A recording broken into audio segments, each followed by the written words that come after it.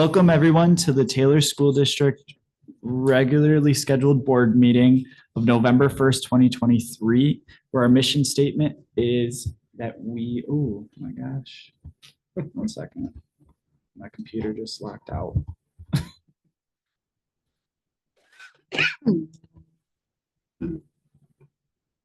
Technical difficulties for a minute.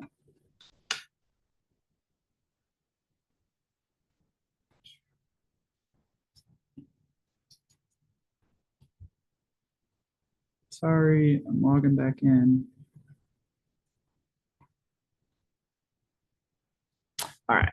Where our mission statement is to educate, engage, and empower those we serve, and our vision statement is that we will be the innovative destination district where all succeed. This meeting is called to order at 6:01 p.m. Mr. Heath.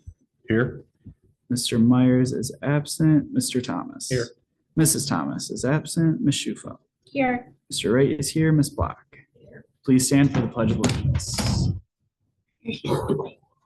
I pledge allegiance to the flag of the United States of America and to the republic for which it stands, one nation, under God, indivisible, with liberty and justice for all.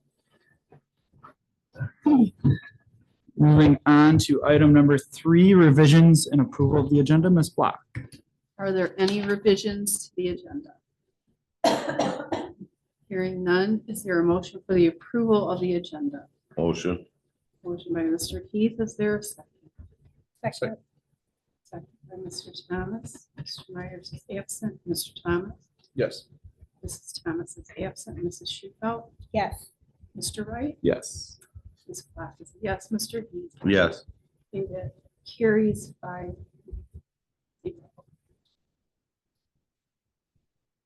Moving on to item number 4, we have our public comment.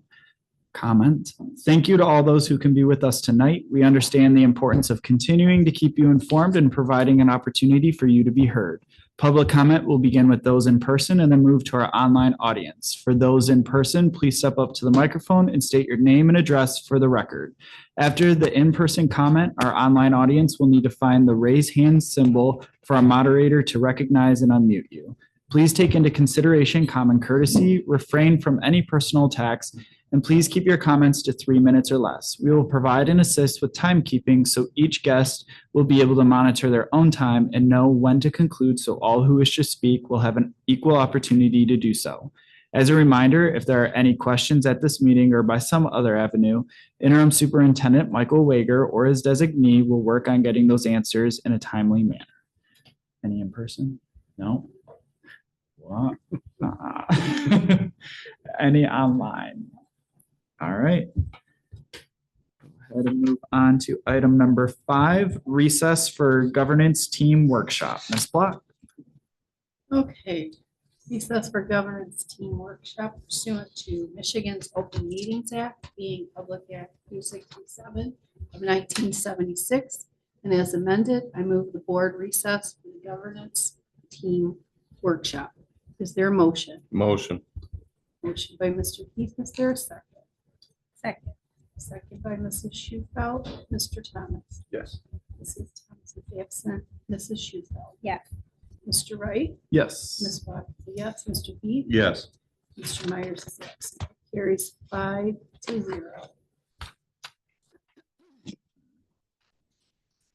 We will recess for the governance team workshop at 6:04 p.m. This time it's a little earlier than last. That's so- perfect. Thank you, ma'am. That was a late night. Thank you. You made it work, right? Yeah. Thank you. Huh? Is this still being recorded to the public? Yeah, it's still being recorded. Yeah, to Arnold. Yeah. Sweet. Thank you. Good evening. My name is Julie Kaminsky, and I am here on behalf of the Michigan Association of School Boards. It's a pleasure to be back with all of you. I was here in August to do a workshop on goal setting. It was the night there was some change that started, and you had a closed session. before we got to do our work together, and so tonight, yeah, we're starting on time, which is Yes. great. However it works out, it works out. This is something I often forget, so I'm gonna start by doing this first, and then when it gets to you, Stephanie, if you would like remind me, because otherwise I forget to grab it, I'd be going to work, and then I don't remember this housekeeping piece. This is how the Michigan Association of School Board keeps track and make sure that our files are adequate and up to date. So if you could find your name, take a look at the information there to be sure that it's correct. If there's something that needs to be updated or edited, feel free to cross it out, write it correct. And if you could sign next to your name or initial, that would be great as well. This is how they keep their records up to date to know that you all have participated in the effective governance workshop. And you get credit for having participated in this work. So that's why we do that. So just go ahead and kind of pass that around. And I'll use this copy, which is a little older version. I like it. So who am I? Just a quick reminder, I'll do a quick introduction because I feel like, Michael, I'm just getting to meet you. And Luke, were you here? I was not. I was out of town. Okay, so it's really nice to meet you. Same here. And then we're missing 2 members, so I gave you copies Yep. for their files as well. So my name is Julie Kaminsky. It's a real pleasure to be here. I have worked for Michigan Association of School Boards for about 16 months. I came on in July of 2022 and started working as a consultant for MASB, and I've enjoyed it very much. I do these kinds of workshops, the goal setting workshops, other topics as needed.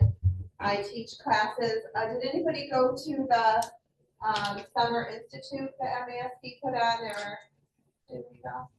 Dave Dave? might have. I think Dave might have gone. Okay. Yeah. So I taught some classes there in person for them. I've done some online teaching. And then one of the things I am doing, my second one of is the strategic plan.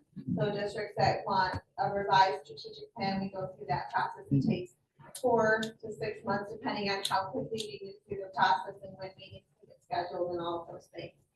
So it's really fun work. I love working with boards of education because I think the work is so important and it's such a great goal to have in your community.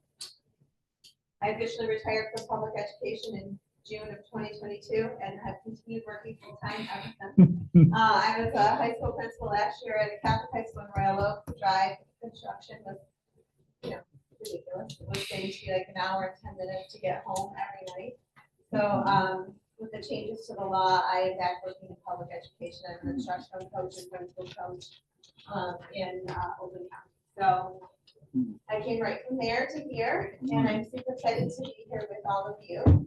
On a personal note, I have 2 kids. I have a freshman at Michigan State, and his mom is struggling mightily with having his bedroom empty when I walk by it. So it's parents' weekend this weekend, and I'm gonna go to the game and the tailgate to hang out and meet with him.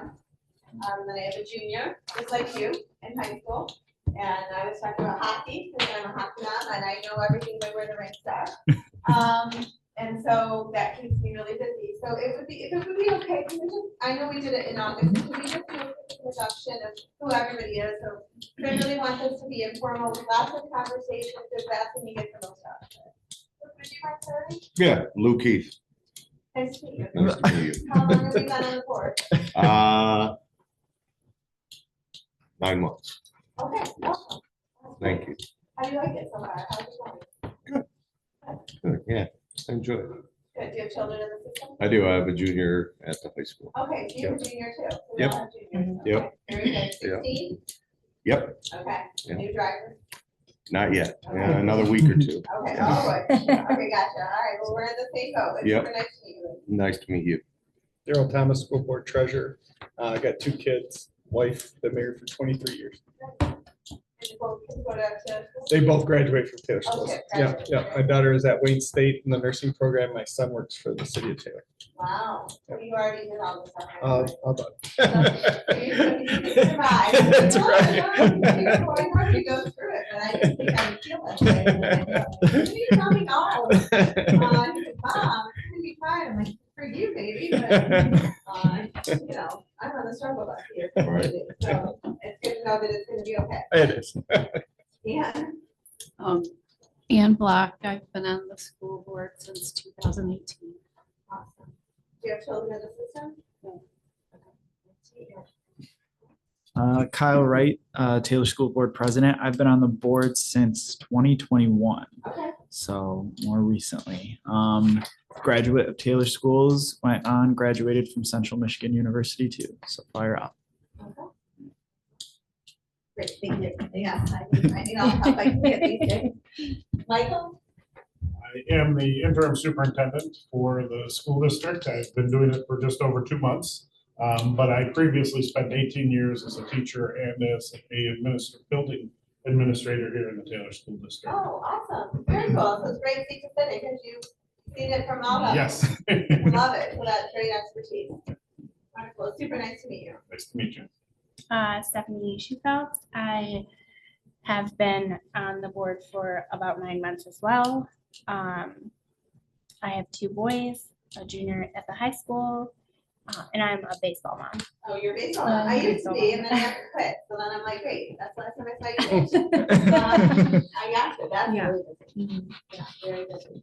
Well, it's really nice to re-meet and reintroduce all of you. I really enjoy knowing who's in the room, and hopefully this will be useful for you. I think it will be a helpful workshop. It's always a nice reset or a foundation for boards, especially when there's new members, right? Anytime a team brings on new members, there are new dynamics that need to be adjusted for. I mean, this work is super foundational, and I think it will hopefully be quite useful. So technically, this is typically a 3-hour workshop. How long it takes, it depends. It usually takes between 2.5 and 3 hours, longer when people participate, or if we take a break. So there are all these things that we can navigate. It's dinner time-ish. It's been a long day for everybody when we do these workshops. So we can build in a break. If you need a break, just say so. Sometimes I get going and I might not notice the time, so feel free to say, hey, we need to take a break. We also can keep going. I want it to be meaningful, and I want it to be useful for all of you, okay? All right, so working as an effective governance team is the focus of our time together. And by the time we end tonight, I hope that you will be able to take away key information specifically on the role of a school board member versus the role of the superintendent. So this will give you a balcony view of all the different capacities in which you'll be working and leading your school district. And it's very clearly delineating between the role of Board of Education member versus the role of the superintendent. A lot of times people in our communities don't fully understand the role of a school board member, or especially in these more divisive political times. I'm not talking about Taylor, I'm talking about just in general. People have run for Board of Education seats because they have a unique perspective, or because they want to bring something clearly to the school board, thinking that they will have more influence than the seat really ultimately ends up having. Of course, you have influence, right? You're going to set the direction and the mission and the vision and the goals for the district. But in the end, you have one employee, it's your superintendent. And through him, all the rest of the work happens. And so we're going to talk a lot about all the different areas that you're responsible for and who takes the lead and who takes the supporting, right? So who's most responsible versus who's supporting, back and forth between superintendent and Board of Education member. And that is really an important piece.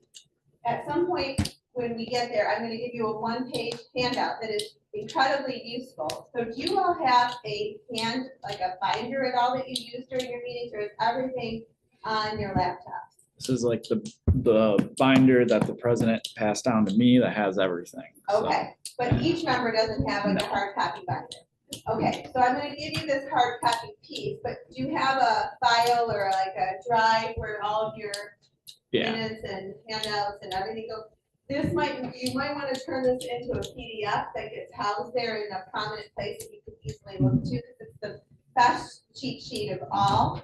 If you kind of sometimes you can get out in the weeds with topics, and this really helps to create a set of guidance so that everybody knows what lane they're in and they're respectful of one another's roles, and it really helps the team, if you're a team governing the Taylor School District, really be as effective as possible. So that's really the goal, is to know your role, to know the different lenses and categories that you'll be working within in the board, and kind of do a reset so that we're all on the same page.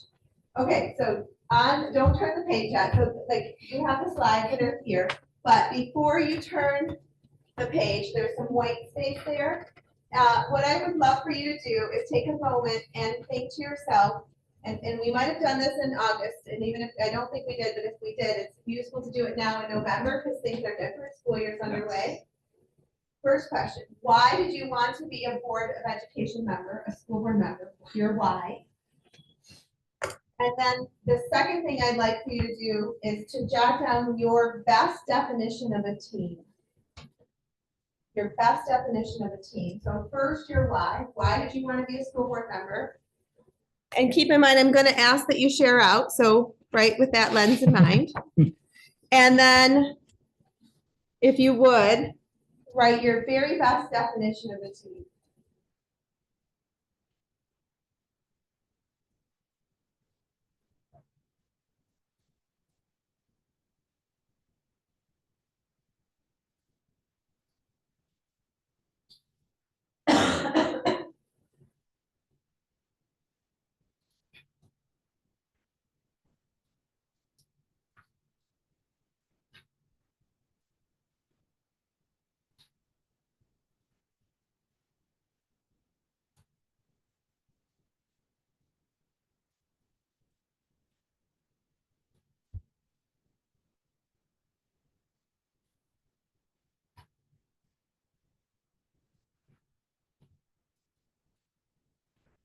There, quicker, or do I just tell you when to do it? Okay.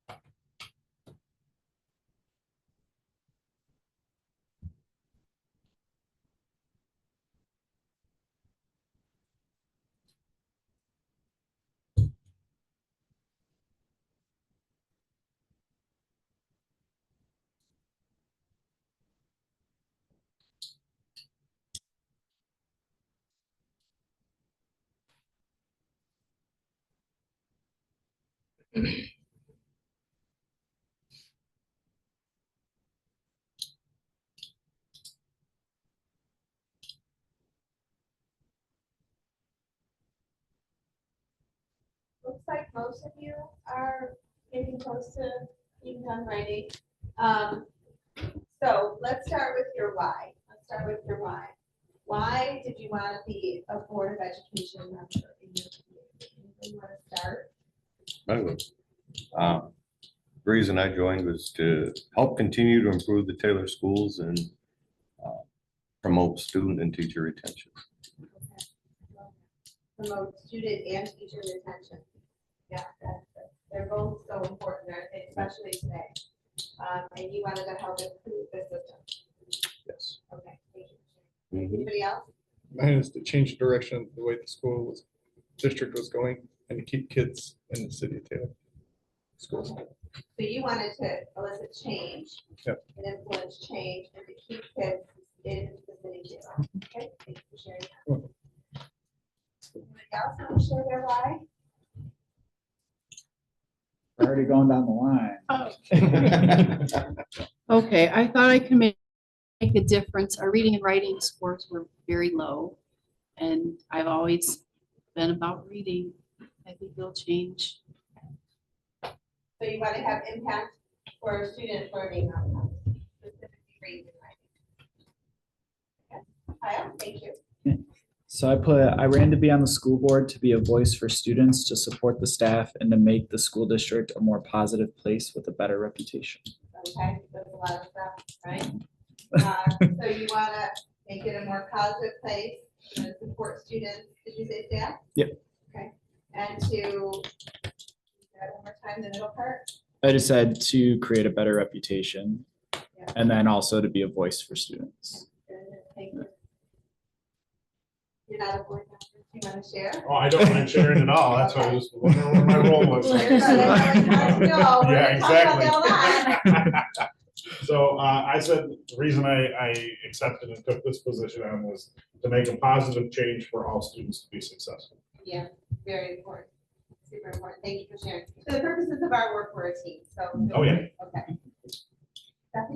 My why is because I wanted to help improve the school district, be a voice for our students and staff, be an advocate for the kids as well as the community, and help to make or be the change. Yeah, very good. So what commonalities did you hear the people around you say to the reason you wanted to be a board member? You all shared your why. I heard some commonalities. What commonalities did you hear? Improve the district. Improve the district. Very good. Yes, for sure that. What else did you hear that was in common? A lot about the students. A lot about students, right? We Supporting. exist to serve students, right? That's why a school and a district exists, is to serve students, to educate students, to put their needs first, right? So students improve the system, the district. What else did you hear in common? Staff. I heard a lot of staff. And not everybody mentioned it specifically, but if we circle back to them, they might say, oh yeah, and that too, right? It's so important in 2023 that staff, that you can attract and retain the most talented staff. Because now systems are competing for scarce resources, right? We know that across the state and nation, teachers are at a critical shortage. We look at our universities and the schools of education and the teacher preparation programs, there are very few. I know, I heard a stat that's a few years old, I don't know what it is today in 2023, but Madonna, University, a local, school, used to have hundreds and hundreds of students in the field of education waiting to be placed for student teaching, and they had about 100. So we're competing for scarce resources, and so we want to make sure that not only can we attract the most talented teachers, because that's what's going to serve our students most, but once they get here, do they stay? Right? Do they stay? And there's things to consider about that. Obviously, pay, but there's more than just pay that causes people to stay or go. We all know that, right? So that's a common piece I heard. Anything else in common? So improvement, students, caring about students, student voice, support for teachers. What else? Anything else? Just the word change was used a lot. The word change was in common. To press and cause change. Mhm. So it sounds like there's a perception that the school district is in one place and you hope to move it to a different place, one that's better and different. Is that fair to say? Okay. So we already know that you've all taken on this role as a school board member, or in this case as the superintendent, because you care about kids, you want to support staff, you care about your community, and you want to be a person that is creating or causing change for the better. So we already know you have a common set of reasons why you come to the table. You spend a lot of hours doing this work, right? Not just sitting here at meetings, but preparing for the meetings, being an active participant in weekly communications as things arrive, making sure you're staying up to date with things, supporting, knowing your role, knowing your lane to stay in, how do you support so that you're all rowing in the same direction? Which is why if you look at this slide, working as an effective governance team. A lot of board members don't necessarily think initially of this as a team, but one of the major premises of this work is to have you consider yourself a team. That leads me to the next thing. What did you say was your best definition of a team? Your best definition of a team. Anybody want to try? There's no wrong answers. I put part of a bigger unit working towards a common goal. Bigger unit working towards a common goal. Love it. Thank you, Luke. I put a group of people that can come together as one. A group of people that can come together as one. Love it. I'll say a group that comes together to collaborate for collective action. Love it. A group that comes together to collaborate for collective action. So it's not just the group is coming together, but they're doing something when they come together, i.e. they're collaborating, they're sharing ideas, they're bringing their best forward to create, what was your word? Collective action. Collective action. So we all have a part in the action. Okay, love it. Thank you.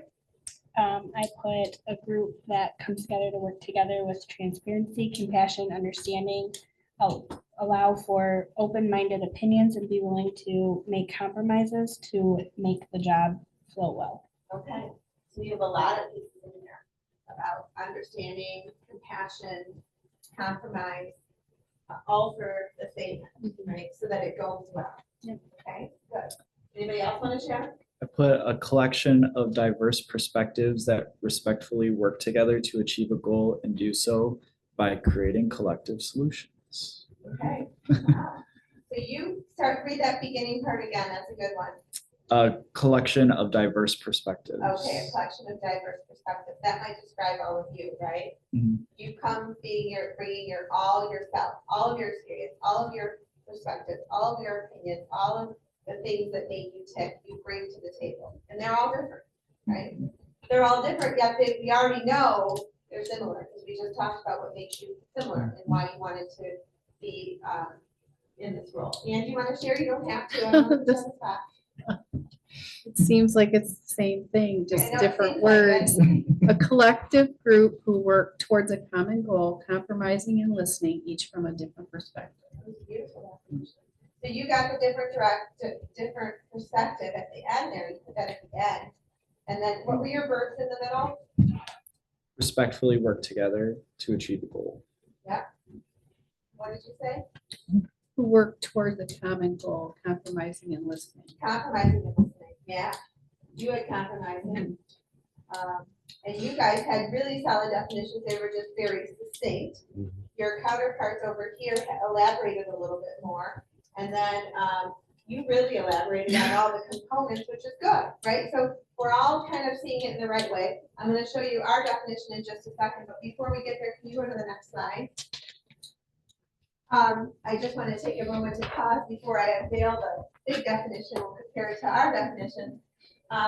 You already are being amazing, but we always do like to set ground rules. You'd be surprised, some of the groups I work with, we really need to set the ground rules because not everybody is respectful as this group to one another.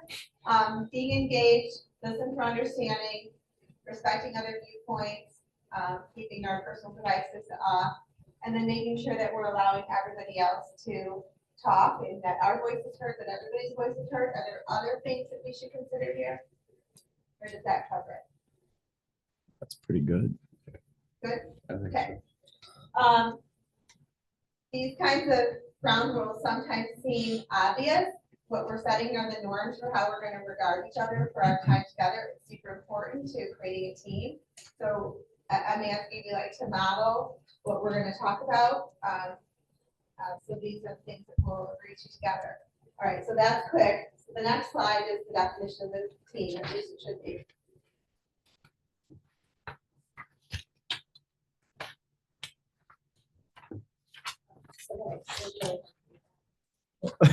Okay, so they revised it, and I used to have it this way, which was way easier to read. So it's not better. Sometimes revisions are not always better, because it's hard to Can I read. use one of theirs? But while they're yeah, I'll gone? take both. Yeah. So, oh, you know what, this is yours. For your college, I've done this. Oh, sure. I'll grab this one. Yeah, so then I'll go give it back and then, you know, Okay. on Wednesday night at whatever time, you can't count on me to remember the details. Okay, so let's take a look at this definition. A group of people, these are in your handout, you can really read it. A group of people with different backgrounds, skills, personalities, and styles with a common purpose who are working together to achieve clearly identified goals. So it's a lot like what you said, and Kyle said, different personalities, background, diverse perspectives, that's the piece there, right? Common purpose, you all said that, everybody said that. And working together to achieve clearly identified goals. You all said collective action. Did you say goals? I just said to like work Make For those the, movements. yeah, so Yes. the work flows well. So to achieve clearly identified goals, Simon Sinek, you guys know Simon Sinek, ever watched any of his stuff? He's amazing. His books are amazing. His YouTube videos are amazing. He does a lot of TED Talks. You might want to check him out. He says a team is not a group of people that work together. A team is a group of people that trust each other. That trust each other. So that's also important in today's day and age. So we're getting to be a couple school years removed from the heat of COVID, right? But that definitely tested school boards and communities' trust, right? That was really a tough time of divisive perspectives and challenging things to navigate. And it's really important that teams trust one another. I think about hockey teams. I do leadership seminars for pretty elite hockey teams, and we talk about how to make them better through leadership. And it's so critical that those teams trust each other for a million reasons, right? Because it's pretty dangerous sport, and if they don't trust each other, they won't be at their best, they won't be passing the puck, they won't be doing the things. It's equally important that you all trust one another. Trust is different than liking necessarily one another, but that you can, at least in this capacity, in this role, trust that the people who come to the table are doing it with their best intentions, because you share a common reason for coming for your why, and that you sit at the table for the collective good of the children and families that you serve in the Taylor School District. And so that if you can trust on that level, that's kind of what we're talking about for the purposes of effective governance at the school board level. Doesn't mean you have to love the person or like agree with everything they say, but you can trust that they're coming for all the right reasons, even if their opinions or their perspectives differ from yours. And then achieving clearly identified goals. When we were together in August, we did a goal setting workshop, because one of the key roles of the school board is to set the direction and goals for the district. So we worked on that together in August, and you can see that that's part of MASB's definition of team. And you can for sure see this well in your copy. Okay, so can you move to the next slide? Okay, so we know that a team goes through stages of performance, if you will. And every time you add a new member, or the makeup of the team changes, you have to do a reset, because the dynamics will change. You're good. Those Snyder? Yes. So how many people have seen this analogy, storming, forming, norming, performing? I know Michael for sure has, he's in education. In other professions here, how many people have seen this? This is pretty common team information, but is it new or have you seen it?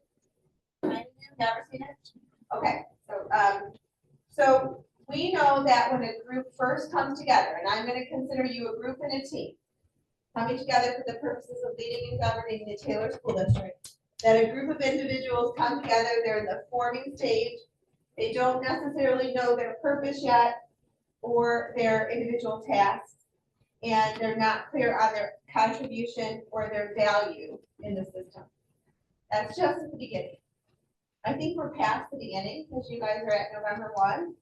You're getting through the school year. We're in that long stretch right at the beginning of the school year where the longest haul is to Thanksgiving, right? And then you can see breaks throughout the year, right? This is that long haul where everybody's tired. And then it's the day after Halloween, so everybody's really tired. So that's the beginning stages. I think we're beyond that here. Storming. Okay, sometimes this is tricky. This is where there can be power struggles that emerge. There can be conflicts that emerge.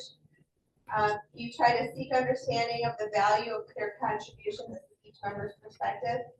Seeking clarity around team goals and vision, and seeking meaning and purpose. Now, notice that the colorful arrows are all going in the one direction. Sometimes organizations can go backwards.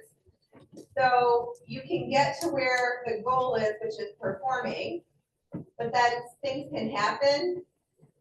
Situations arise, new members come on, people leave, systems change, And what was functioning and performing can slip backwards, and sometimes the arrows don't always go in the same direction, sometimes they can go back. So the storming is where there's no clear direction and things can get a little muddled and tricky. Norming is when you begin to understand values, you've reached an agreement on how we do our business. We understand our roles in context of the team's purpose and our individual responsibilities in the context of the whole team. The goal of tonight's workshop is for you to leave with clear understanding of roles and responsibilities of what a school board member does versus in the school board collectively and the superintendent in your quest to govern and seek change and to move the system forward. And then performing is when you're really kind of firing on all cylinders, right? The team is aligned to the vision and the purpose. Everybody understands the individual and the team's value in the context of the greater value chain, if you will. They're able to focus on getting things done in a way that aligns with the team values. There's healthy conflict that allows for what you all talked about, which is the collaboration. And what I was saying when I talked about Simon Sinek's definition of a team is somebody who trusts one another, i.e. that you trust that the people come to this table, to these seats, to this role with common good in mind, even if you don't necessarily always agree, and that you can have healthy disagreements. I think a lot of times what's missing in our society today is healthy discourse. Everybody just has an opinion. If it's different from the other guy, they get mad, right? I saw in the news last night, I had it on in the background as I was kind of getting some things done at home, and they were showing a Palestinian restaurant. I don't know where, locally, somewhere. And there were tables of people talking about the situation that's going on, and they were very different opinions of things, right? And they were having respectful discourse. They were eating together, they were talking together, they were sharing their perspective, and they were listening to one another. And it was lovely to see people having such a polarizing topic, such a pressing topic for our world, and people could have healthy conversations about it, which I feel like used to happen. And then everything got so polarized that you're either on my side or you're not. You're either for me or against me. Instead of I have a perspective, if you have a perspective, we can still be respectful and talk and maybe even learn. Right. But most people spend their time listening so that they can respond instead of listening so that they understand. And so the idea here is that we remember that as you navigate the things that will come along and face that you'll be faced with here in your role as school board. And so that's really the goal. So I have seen school districts that are highly performing, and then they have an election, and then new board members come on who don't necessarily understand their role, and then guess what happens? They go right back to storming where they don't know the direction. People that were aligned and functioning kind of get lost, and then they have to do a reset. So I bring this to you not to tell you things that you probably already know, but to remind you to put in the forefront of your mind. Okay. So, all right, unity of purpose, 4 dimensions of a governance framework. So the governance framework says that there's 4 things that you will be focusing on, 4 categories or umbrellas, if you will. Unity of purpose, roles and responsibilities, the positive governing body culture, and then the supportive structure and process. So if you think about it, we've spent a lot of time here at the opening thinking about unity of purpose. That's kind of the work we've been doing. We're going to spend a big bulk of our time together on roles and responsibilities. And then at the end, lesser amounts of time on positive governing culture. I feel like you have a positive governing culture. I feel like just the feel in the room is positive. You seem to respect each other for the most part. I don't feel all of the vibe because we are missing some members, but I have a feeling that it would feel the same if they were in the room. And then supportive structures and processes to make sure that you stay that way, right? So culture is very important, and there's a saying in education, and it might be other places, that culture will eat structure for breakfast. So if you have the best strategies for doing things, but your culture isn't right, or the culture is toxic, then the protocols will go by the wayside, because the way people feel, the way the vibe is, the way people regard one another, that's super important. And once that's healthy, the rest of it will come interests. Okay, so we're gonna talk a lot about that. That's kind of the outline. On the left side. Okay, so unity of purpose. So this is kind of a hard workshop to make sure good instructional practices are happening, and it will be really long if you're only listening to me talk. So I try to put in places for you to think and talk amongst yourselves and share out, because otherwise it gets super boring and you're gonna fall asleep. So unity of purpose. You take a look at this definition. What I'd like you to do is there's 2, 4, 6 people. I'm gonna have you just partner, the 2 of you, Ann and Kyle, Michael and Stephanie. Would you take a look at this definition and take it in and try to connect it to your why that you wrote about at the beginning of our meeting, your why, unity of purpose, if you can connect it to your why. Give me a couple minutes, I'm ready to talk.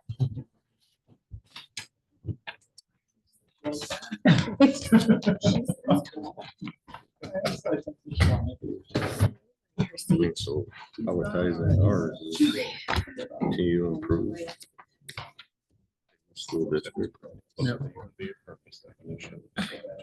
Obviously, it was public. Oh, okay. Right. And that's gonna be helped with retention.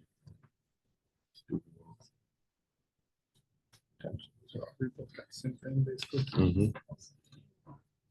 Copy. I can read my writing. So.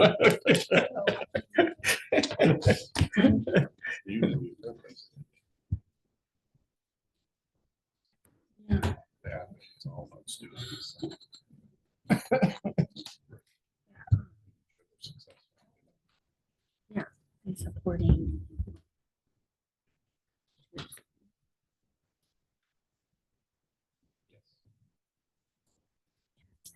Systems in place, you know.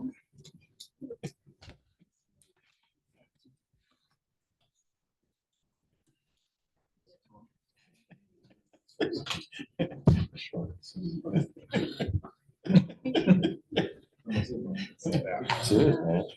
Yeah. But that's what we do. Mhm.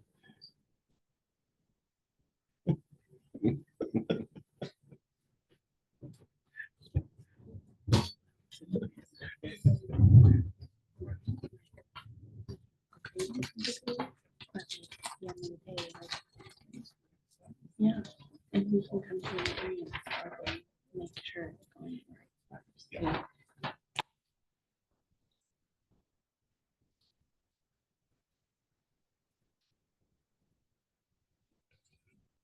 Mhm. Yeah.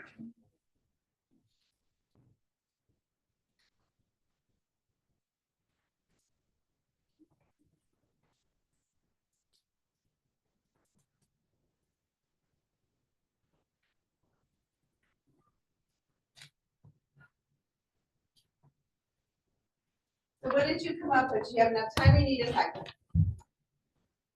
Good? You keep your time. Let's do. Oh my Yeah. gosh. For about 30 seconds. Yeah. Oh,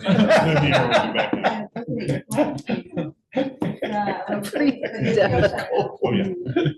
Okay, so unity of purpose, let's take a look. Unity of purpose is a common focus, superordinate goals, the values, beliefs of the governing body members, sharing comments about children, the school district and public education that help them transcend their individual differences and fulfill a greater purpose. That's, we're hoping, ideally, that every school board comes together and has this unity of purpose. I think you do. You said it yourselves at the beginning. So I always try to have you write that or share that or say that, because when we get to this key piece, you've already established that you have this unity of purpose. And it connects directly to the definition of team, because if you view yourself as a team that has a common purpose, a common reason, then Simon Sinek's definition of trust is achievable, because it doesn't matter that we all love each other or like each other, because some school boards, believe it or not, they don't like each other. Okay? I work with one in particular, I'm there all the time, and they literally yell at each other, like it's embarrassing. Yell, yell, yell, and I'll stand there, I'm like, really, do you do this all the time? Like, this is how you do this? And and every time I think I've got it going, we're going, and then somebody takes a pen and and there it goes again, right? So this is like lovely, but I always have, and even when I do the definition with them, they have unity of purpose, they just can't understand that you can have trust on a limited basis. I'm not talking about the trust you have in your husband or your wife or your parents, I'm not talking about that level of trust, but can we find a common ground of trust, at least from the perspective that when people sit down, and Kyle and Daryl and Ann and Kyle, I'm sorry, Daryl, and I said, I called you Kyle. That's That you come and you can trust that this person is there for the same reason you are. Like, that's what we're talking about. So this is a big check mark. That's great. You got this going on, right? Do you see connections to your lives? Yeah. It was easy to make that connection. Right? They're almost the same, right? That the body members share in common their beliefs and values about children, their school district, and public education. Public education, not just any education, public education, right? There's all kinds of education. I spent, 26 years in public ed and 1 year in a private school. They're completely different experiences. Completely different experiences, and arguably, my perspective is the most important work is done in public schools because we serve all kids. All kids. The kids that don't have a voice, the kids who don't have advocates, the kids that do, and everybody in between. And to me, that's our most important work as a society, is serving all kids. So I spent 1 year, and then I quickly was like, I gotta go home. I gotta go home to the public world where I feel like we have the biggest impact. So it's really important work. So unity of purpose is a big green check mark. You guys are golden here. That's super important, and that's really the foundation. And then now is the big chunk, the roles and responsibilities. Effective teams value and respect their essential roles, come with common understanding on the roles of the board, the superintendent, and strive to operate within them. So when you find yourself in the weeds on the topic, this can seem super clear, and then all of a sudden you get into a topic and you're like, wait, what? What's my role? Who's the lead? Who's the supporting? This is where you can go back to this document and then that cheat sheet I told you about that I love. That really helps to guide who does what, and it's foundational. So if you ever find yourselves in the weeds, any one of you can remind your group, your team, hey, let's go back to that. Who's the lead? Are we looking to Michael, or is Michael looking at us? Who's doing what here? And the reality is you're all doing it together, whatever it is. Okay, so that's the roles and responsibilities. When we think about the roles of a board, the National School Board Association, NSBA, identifies these roles of the board. You set the direction, okay? And we're gonna go to the next slide, I'm sorry. So setting the direction, ensuring accountability, establishing structure, demonstrating community leadership, and developing positive relationships. Those 5 things are your key work. So setting the direction, you've already started the year doing goal setting, you were focused. You got some things done, which I think were really important, especially with some of the district leaders in transition. Ensuring accountability in the system, super important, but you have to do it in the parameters because who's your only employee? Right? So Michael has to do the rest of the work with his team, right? But your superpower as Board of Education members is to ask questions. Ask questions, seek information, make sure you're clear, bring forward issues. That's how you create accountability in the system. And if you don't have enough information, then you don't have to move forward yet, right? That's really important. All right, so establishing structures, you want to make sure that the system has structures in place to do all of its most important work. That you as a Board of Education have structures in place to do your most important work in the big parallels. You have policy committees? No. Okay. So committee work is a structure of the Board of Education that can help you to be effective in your work. We have them in our policies, Yes. but we only have a few that actually are functioning, Okay. but board members, I believe, are not on those. So they're not like board members involved committees. There was a restructuring of the last superintendent who didn't necessarily like committees. Okay. So that could be, I thought they used to exist with board members on. yes, yes. And so that might be an opportunity for you as we talk about this, because just like the school district needs structures to do their most important work, the instructional department, the human resource department, the public relations department, the state and federal programs, special education, all of these things are structures that help to make sure that the system is doing its most important work. In the same way, a board of education has structures, and one of the ones that most boards utilize is committees to do the work. So you usually have a policy committee, and you have sometimes a communication committee, and whatever is outlined in your operating procedures for the board of education, you could go back to. Which we don't have. Okay. Yeah. So that might be another place, Yes. right? So that's okay. All of these are opportunities to grow. Remember, you said that you want to come to the table to elicit change. These are places that you can do that to make sure that your system and your board, your governing body has the structures in place to be your most effective version of yourself. So that's why this is good information, and it's great to kind of think through it. Demonstrating community leadership, how you regard one another, how you behave, how you speak to one another, the kinds of things that you do, the things that you value, all set leadership direction for your community, right? So those boards of education that I talked about where I work, and they like yell at each other, are they setting the direction example to the community? Probably not. And people get really mad about it, like really mad, Sure. right? And think about kids and what they're watching and how they're being taught to regard one another and to not respectfully disagree, right? And how to operate in the real world, right? That's not what we do. So it becomes problematic. So you setting the example of how to lead in the community is super important. Especially when you talk about you got on the board for reputation. Well, it starts here, right? It starts right here. And then developing positive relations with one another, with employees of the school district, with the community, right? Relationships. Relationship is the basis of all learning, all work. So National School Board Association says the Board of Education's 5 most important roles are these. Okay, so we're going to start getting into the nitty gritty of the roles and responsibilities. And there are 2, 4, 6, 8, 9, and 10. Okay. So we are at 10 to 7. Would you like to have a break built in, or do you want me to just keep going so we can potentially finish a little early? You decide. I'm good to keep And going. Going. Keep I'm going. freezing to death. I know, it's so cool in So here. you're freezing, okay, and if you have to go, if you have to walk or take a break or stand up or do whatever, just do it. We're in formal.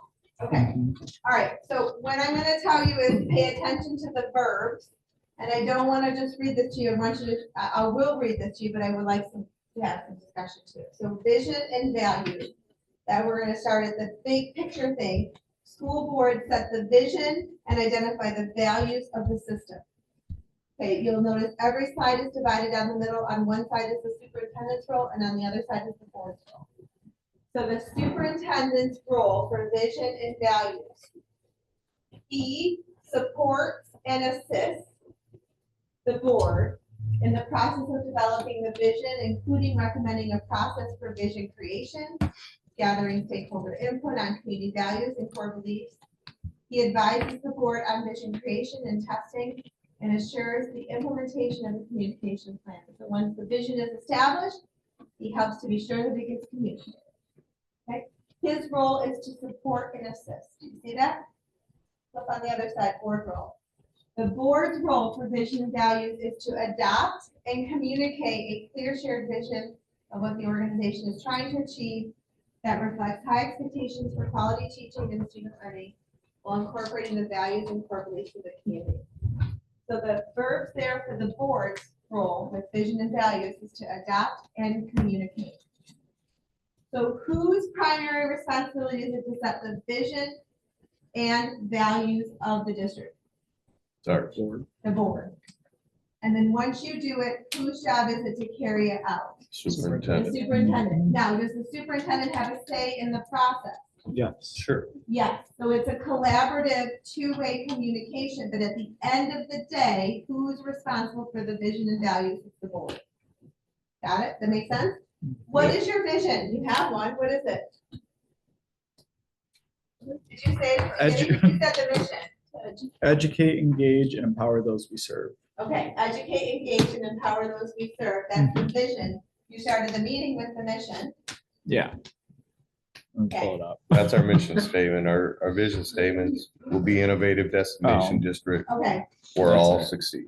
okay, very good. And that's on the Yes. top of your agenda. Yes, ma'am. So it's always there. Yes. That's primary. It's in a prominent spot on the letterhead. Yes, Mhm. okay, very good. And it will be on your website.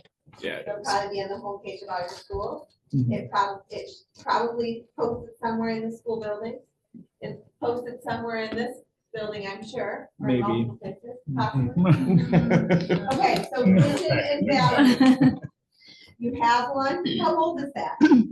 The vision mission, it was rebranded in 2018, I believe. I think around So there. not too Yeah. old, about 5 years. Okay, good. So board adopts and communicate, superintendent supports and assists, but it's a collaborative process because it says over here that the superintendent supports and assists the board in developing a vision, including a process for recommending vision creation. So the process, we do this, how we do it. If you do a new strategic plan, this gets revised, right? Everything gets revised. But you have a strategic plan that was ending, It ended. it ended, Mhm. but it still can guide your work, Mhm. right? And that's where we use those categories for the 5, I think. Mhm. We used 2 or 3, I think 3, 3. 3 Yep. to set the goals. Mhm. And that was a carryover. So the goal setting was sort of like that bridge Mhm. to where we're headed as you move through this transition. So some of those were celebrations. Remember, Ann, you were saying, oh, we did achieve these things. That's getting better. Okay, and then I remember you specifically saying, this is ongoing. It's getting better, but we haven't arrived yet. And so some of those things were where you guys developed your goal setting for this year, especially as you moved from one superintendent to the next. Okay, which was happening right in real time when we Oh, were yeah. doing the workshop in August. Mhm. Okay, good. So vision values, good with that? The verbs are key. I saw some people underlining and highlighting. That's awesome. Okay. All right, take a look. I'm gonna not talk at you this time. Let's share the load here. You have elbow partners now. Turn in, take a look. Goal setting. I'm gonna have somebody report out, 2 people. Superintendent's goal versus the board's goal with goal setting. Cheat sheet, you already did this in August, so take a look. Look at your verbs, and then we'll have a report out.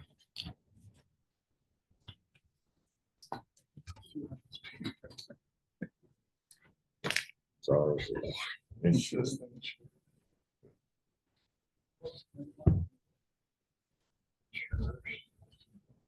was just pulling that up. Yeah.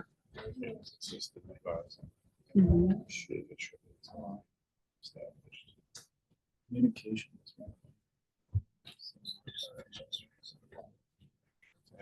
Yeah.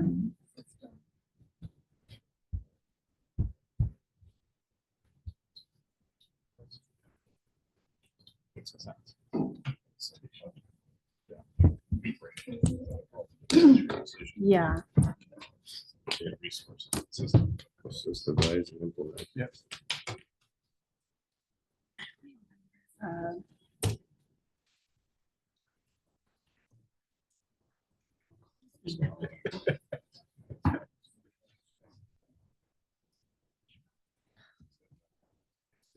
Julie, can you repeat what you're collaborating on? Oh, sure, yes. So you're gonna take a look at the difference between the superintendent's role and the Board of Education's role with goal setting and see if you can repeat, like, teach it. What is it? Who is the lead and who's the supporting person or people?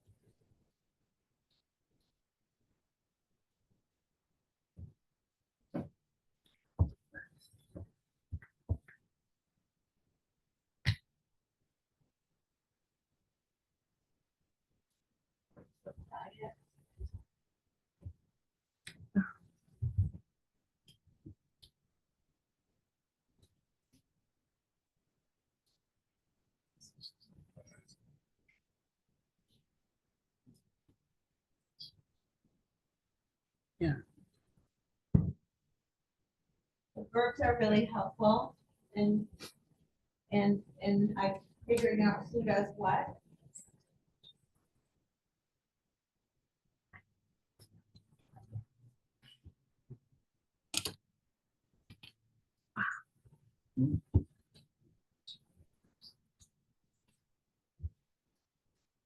And make sure you look at the verbs throughout the passages too, not just the ones right out of the gate, especially on the board side.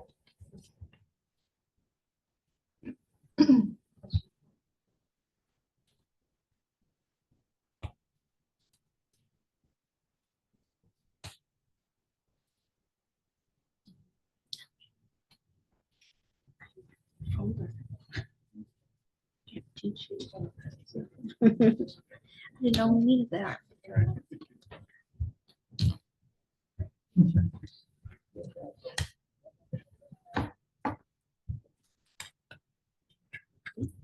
Mhm.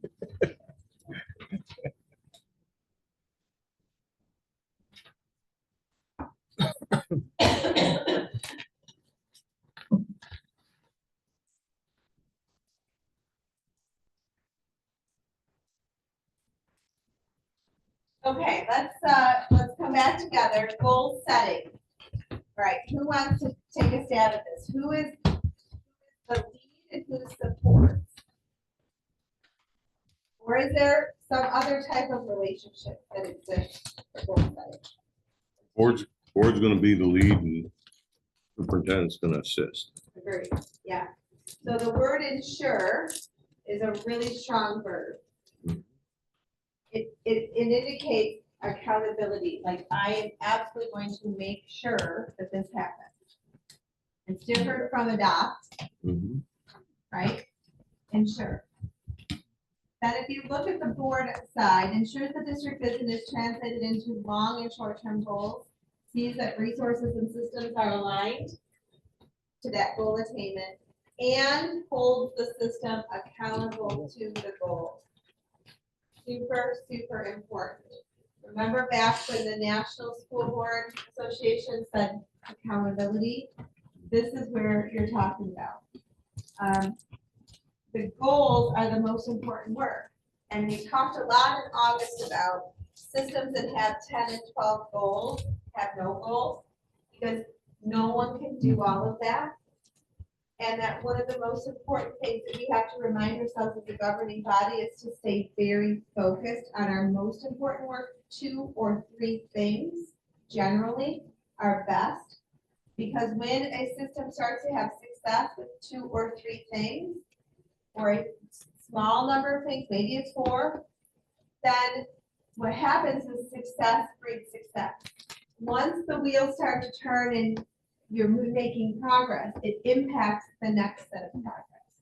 If you set a lot of goals, people don't know where to put their energy.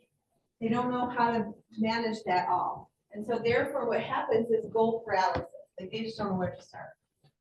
Sometimes we feel like this in our everyday lives, right? All of a sudden the to-do list is so long, you just kind of stare. Do you ever have that? It's just me. When I sit in my kitchen and I'm like, oh. Okay. You know, that whole concept of what superpower would you have? I know what mine would be, and I don't know if it's officially a superpower, but remember I knew the genie, I know the genie. Remember when she would go ding, ding, Yep. and like everything would be done? I either want that or a clone. One of the two, but sometimes I know day to day, I can think, oh my gosh, all the hats I wear, I get overwhelmed in the moment. Where do I even start? That happens in systems when we set too many goals and too many priorities. And then what happens is we get really stuck because then we fail at all of them and we think we're not good. And it isn't that you're not good, it's that you're trying to do too many things. And so there are lots of great initiatives and lots of great things, but it doesn't mean you have to do them all at once. And you have to pick things and stay with them too. You can't just say, oh, this year we're gonna do this, and you get halfway through this and you're like, no, I'm doing that and we're doing this. And then you're halfway through that, and schools are famous for that. And you never see the fruit of the work because we're always shifting gears. And we have to be really careful because our ISDs are well-meaning supportive agencies, but sometimes they can be the biggest factors in us trying to get on the next board and the next shift and the next thing and the next thing. The reality is, if it's good for kids, let's do it with fidelity and let's see it through. And then when you start to get good at it, don't abandon ship, because good is the enemy of great. Right? If it's good enough, then you might not stay the course. Stay the course because it will get better. And so that's really important, the accountability, as you're remembering that. And I'm glad that you guys only set 3 goals. One was academic, one was communication, and one was, I was gonna say, I have them in my phone, communication, facilities, and student achievement. communication, facilities, and student Yeah. achievement. So every aspect of that is different, right? Mhm. And so you really have one goal and 3 key areas, and that's very much attainable. Very much attainable. So the superintendent then knows the direction and the board sets the goals. And in this case, he can assist and advise the board in creating the goals, right? How would a superintendent assist and advise the board in creating goals? What would be a role what would be things that they would do to assist and advise? So similar to like when we were creating the goals in the first place, like measuring what is obtainable and what is not obtainable. So like really, we're not in the day-to-day operation. So like student achievement, when we set our goal that no schools will be in the bottom 5%, but they'll all be above the 15%. I know we were collaborating with Jacob when he was here, because what was obtainable and realistic, and we don't know what is realistic, but the superintendent would know that. Yes. So he can bring the current data. He can bring his instructional leaders. He can bring the building principals, that the teacher needs, to the curriculum head, Yep. and talk with you and bring that information so that you can see what's the current snapshot, where do we want to go, who are our benchmark systems that we look to, how do we get to that, what are the strategies? Yeah. These are the things that he then he brings to you with his team of people, right? That's awesome. That's a perfect example. What else? Because it's not just the academics that you're going to set goals around. There's other aspects of large systems work that is really important. What other things might the superintendent bring you to help you with your goal setting? Or make sure it gets brought to you. Maybe he won't do it himself, but this is a really big one every year. Is it? Yes. Yeah. The budget, right? Finance. All of that. What is happening with our pupil, our numbers, right? We're in the end of count period right now, right? So then what are the actual numbers that our funding is going to be based on? And then we make the adjustment in February, right? And did all the kids we predicted were coming actually sit in the seats? And where are we at with our budget? And how is that affecting things? And what do we have to adjust for it? With a lot of the COVID funding and ESSER money coming to a close here in the not too distant future, what are we going to do to continue if those things were good that they were paid for? How do we adjust for that? He has to bring that to you through his team of people. So it might not always be Michael doing it, but he can delegate that to a CFO or CFO. Yeah. So then he or she would come and present and bring the information that you're requesting, so that you can make sure that you have the information you need. So do you see how this works? It's your job to set it, but you can't do it by yourself. So it's again collaborative, but at the end of the day, it's your job. And the key piece is the last sentence: hold the system accountable. So when does that happen? How do you know if the goals are being achieved? What are the ways that the Board of Education can get the data, can get the snapshot, can get the picture to know if the goals are being achieved? Remember, it's like driving your car without looking at the dashboard. I think I'm going the speed limit, get pulled over, turns out I wasn't. I think I had gas, but I didn't look at the gauge, I ran out of gas. All of these things we want to avoid, right? We don't want you to get to the end and run out of gas or miss the mark, or go too slow or go too fast. How do you know that you're on track? How do you hold them accountable? Yes, from who? From the powers that be that we've appointed and put in place. Yes. So the system comes and does board reports, right? You have testimonial from students. You go out into the community and into your schools and you see the musical. You watch the band concerts, you go to the football games, you sit in the elementaries and you maybe attend, you know, a night of learning or a literacy night or whatever. All of these are evidence that the goals are being focused on, that work is being done to achieve them. So it can be the informal things of just being present at the events and in the buildings and in the spaces, but it can be the formal things like board reports, student achievement data, financial reports, teacher leaders coming and talking about curriculum adoptions and why we're going to head in this direction. Are you moving towards a more phonics-based teaching approach to reading? Or are you ready to do Adopt Fly? No, I don't think it's been there yet, no. Okay, so I'm Yeah. steeped in that right now. I just did yell for 2.5 hours. I'm actually quite good, but, so anyway, it's all of those things. So when we talk about teacher speak, where we have formative and summative assessment, you're doing the same thing. You're getting formative input, testimonials, people talking in the grocery store. You're going to events and being present in the community and making observations versus the absolutely summative pieces, the formal report, the data, all of that informs whether or not the system is doing what you want and are you able to hold them accountable, right? So that's super important. So far, so good. This is a really important one, which is why we're spending kind of a lot of time on it. But it's important to know who does what and how the system yings and yangs and how you stay in your lane to play your role and the system gets better. Okay, cool. Next one. Policy, super fun, everybody loves policy. Let's take a look. Let's look at our verbs again. The superintendent advises the Board of Education on policy development, the need and the impact, supports the board in the implementation of policy, and a policy review schedule, and protocols. He or she is responsible for creating and implementing administrative procedures to carry out the requirements of each policy. And on the other side, very different verbs.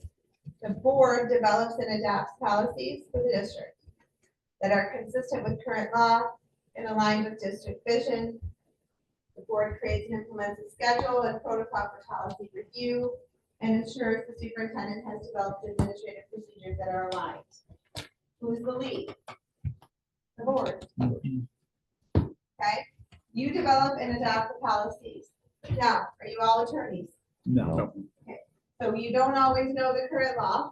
So how do you get the right information for policies? Where do you go? Neola. Right. Yep. So they write the updated policies. There's usually a various formats of it, and then you can pick the one that best suits the needs of this system and your perspective that will then be in compliance with the law, right? So again, you don't have to be the expert, but you're the vetting group, if you will, right? You, Michael, will help you set the vision and set the values, but ultimately it's your responsibility. He'll help to give you the information to set the goals, and it'll be collaborative, but at the end of the day, it's you that are setting the goals and holding the system accountable. He's your only employee, so then he goes out and makes sure that his team is doing the work and that you're collaborative, growing in the same direction group. Policy is the same way. Board policy. Is it on the website? Yeah. Board policy, board forms, perspectives. Making sure that it's updated regularly is super important. Things are changing a lot, I feel like, in recent years, and making sure that you're staying current. And then also ensuring the superintendent has developed administrative procedures. So the administrative procedures are different than the board policies. Who can explain the difference? Admin regs. Yeah. Is that what you're talking about? Yeah. Board policy kind of oversees the district, and I almost see it as a more of like a generic like case, whereas like the admin regs are more like you're into the system, like how does the system run, whereas we're more establishing the system. Yes. Yeah. So, yeah, so the administrative procedures are like the standard operating procedures and how Yeah. things are done. Mhm. Take, for example, the hiring process. Okay, how does hiring happen in this system? Who can, Michael, can you explain the hire, say you're gonna hire a principal? Yeah.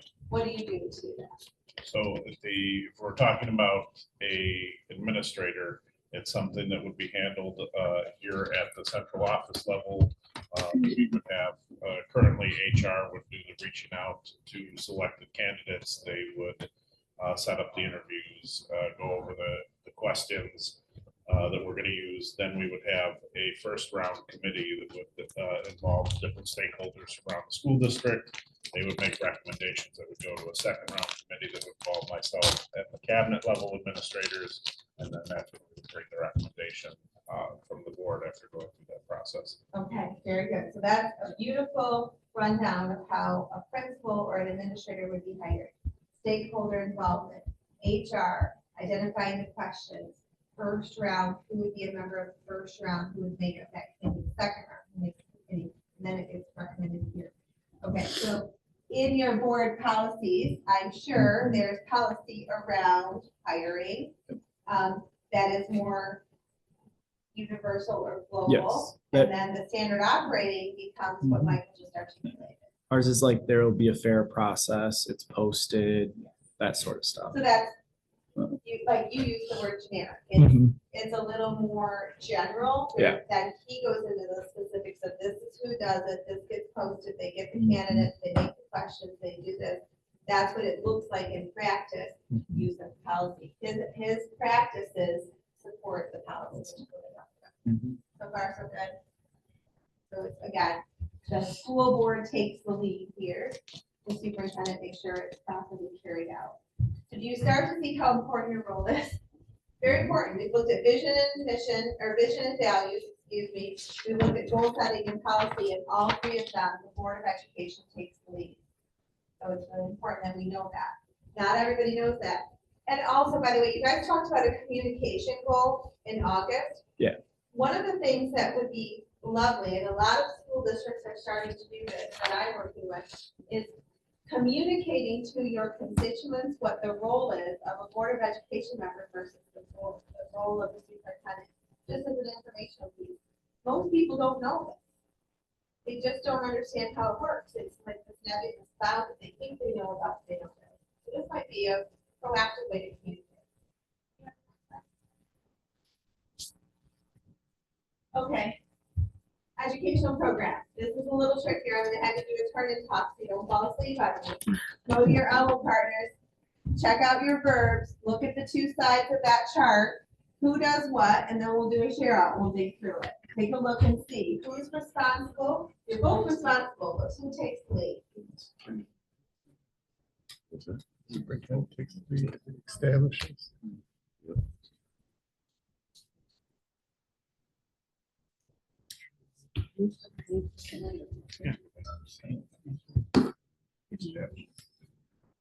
Mhm. So you're doing it. That's going through. Yeah.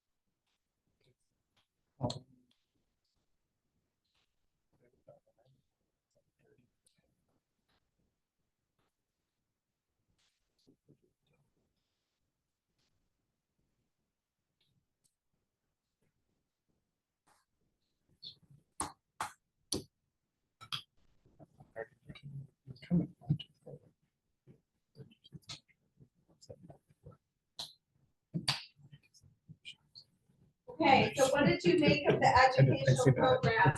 Whose role is what? This one's not as clear. This one's not as clear. And what did you come up with? Anybody want to say their thoughts? We'll get through. Superintendent takes the lead. Right, superintendent takes lead. What tells you that? Says he establishes. Develop system. What's the role of the board then? We're Make not sure- the experts on this kind of thing. Right. This is their role of expertise. They bring to us, and we have to trust that they're bringing. But then we ask for data. Right, because your superpower is to ask questions. Right? Okay, good. So here with the educational program, the superintendent is the one taking the lead. You know this because we're looking at the verbs. So his role is to establish standards consistent with state law and district vision and goals. Establish standards. Recommends courses of study, text, assessments, and instructional resources aligned with standards. So all the things that we need to do the work. It's his job to make the recommendations. Also develop systems to ensure effective delivery of the educational program. So not just the things, but delivering it effectively. And then monitoring system efficacy and provide student assessment data for the board and community consideration. System efficacy. What is that? The effectiveness of the program. The effectiveness of the programs, yes. What else is it? What is efficacy? Anyway, this is my nerdiest favorite topic. Efficacy. Isn't it like sustainability almost? It is. It's the belief that what I do matters, that what I do impacts the outcome. So teacher efficacy is a teacher who believes that when they come to work and they put their best effort in and they build relationships with kids, that they're going to have impact on teaching and learning. They're going to have impact on their kids. Teachers that report high levels of self-efficacy have the highest levels of student achievement. If you go through research and you study student achievement that is growing and high levels of student achievement, you almost always have teachers who report high levels of efficacy. When I did my dissertation, I studied high school principal leadership styles and the effect it has on teacher advocacy. The reason I studied that is because there was a million things I wanted to know, but the reason that work is so important is it's the only thing, high levels of teacher advocacy, it's the only thing always positively correlated with high levels of student achievement, consistent across all settings. And so the question becomes, how do systems create teachers with high levels of efficacy? How do you do that? I can tell you that, that's like my whole study. It's I love it, it's my favorite thing, and it's easily replicated in systems and schools everywhere. But it requires the right leaders. It's a leadership issue. So the superintendent, the top leader, is going to monitor system efficacy. In other words, is the system having the impact desired? Is the system causing students to feel safe at school? Parents to want to have their kids go to Taylor schools? Is the system causing high levels of student learning? Is the system effective? And he has to monitor whether or not all of the things that you're putting in place are causing the outcomes you want to happen. That's so, so important. And how do you know? How can you monitor that? So he talks about provide student assessment data for the board and the community to consider. So is the student achievement data moving in the direction we want it to move? And is our system efficacious? That's key. So he has a major role. It's the most important work and why we exist, to educate the kids. Your role, on the other hand, is Board of Education members. Your role is to ensure the district has established standards and that those standards are consistent with state law and your vision and goals for the district. You approve the things that he recommends, that is the curriculum, the text, the assessments, the instructional resources. You review and you evaluate performance of the system as it relates to the educational program and student achievement. So what happens if the system is succeeding? who can you reward, if you will, in your role as Board of Education? So say the goals are going great, how do you reward the system? Yes, definitely Kim, but how else?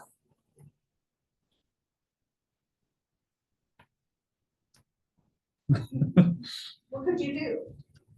Well, if you hold the system accountable, that's like a negative connotation, but it's really not negative, but a lot of times when people are saying, you gotta hold them accountable. What they're implying is that they're not being held accountable, right? But let's say you're holding the system accountable and the system is succeeding. Holding them accountable also implies that you reward, if you will, or you acknowledge, if you will, or you celebrate the success. How do you do that? Yes, extending contracts. There might be merit pay. You know, if you achieve X, you earn Y. Just acknowledgement in general to There the it is. teachers, Yeah, like, you know, that are putting the work in to make it. Right. happen. feeling valued is so critical. We talked about some of your whys as, you know, the staff support, attracting the most talented educators. But once you get them in the door, you want to keep them in the door. And one of the most important ways you keep them in the door is you acknowledge them. It's hard work.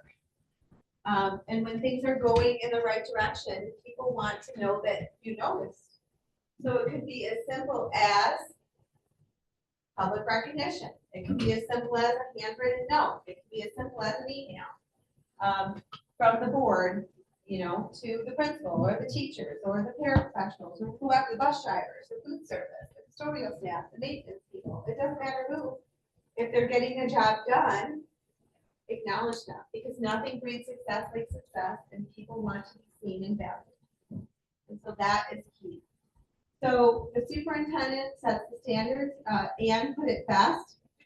We have to trust that he knows what he's doing and that the system and the people that they hire are bringing the best educational program, the best assessment. They're aligning our system so that it all works to cause student learning, right? That's the key. So far, so good.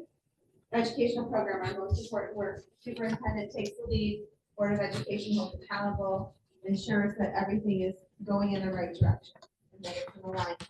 But at the end of the day, it's my responsibility and duty. Next slide. Okay, so this leads directly, nicely into employment. Okay, CEO, superintendent, acts as the board's agent in implementing district vision, coordinating district and performance goals established by the board, manages and oversees all district operations, works collaboratively, keyword collaboratively with the board to ensure effective governance, that's what we're talking about, engages in ongoing and meaningful professional growth opportunities. We haven't talked about that yet. So your employee is the superintendent goes and does all the other work, and he acts as your agent. He makes sure that the vision and values, the the vision, values, and the goal setting, the goals are carried out and achieved. The Board of Education's role with this employment of their CEO or their superintendent is that you hire a qualified superintendent, you establish peer performance expectations, you work collaboratively with your superintendent to ensure effective school district governance, and you evaluate that superintendent's performance annually. Okay? That's super important. And when do you do superintendent evaluation, spring or fall? We do it spring. Spring. Okay. Okay. All right, and so you have clear performance expectations, I'm sure. Do you know what your superintendent goals are?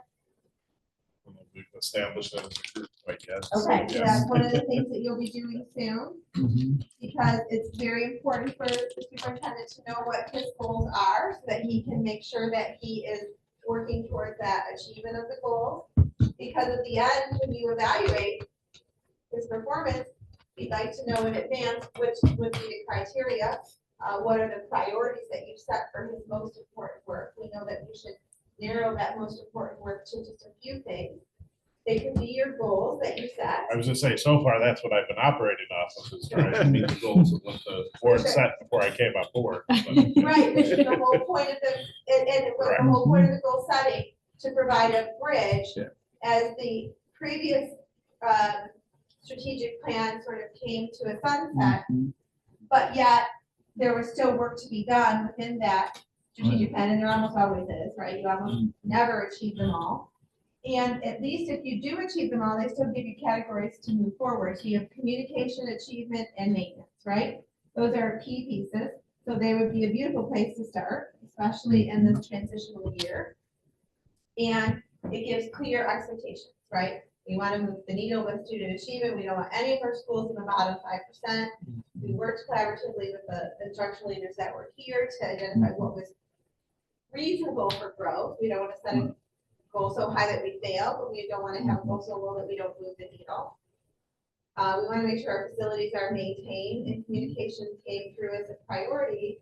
And if you want to improve the reputation, your superpower there is your communication, right?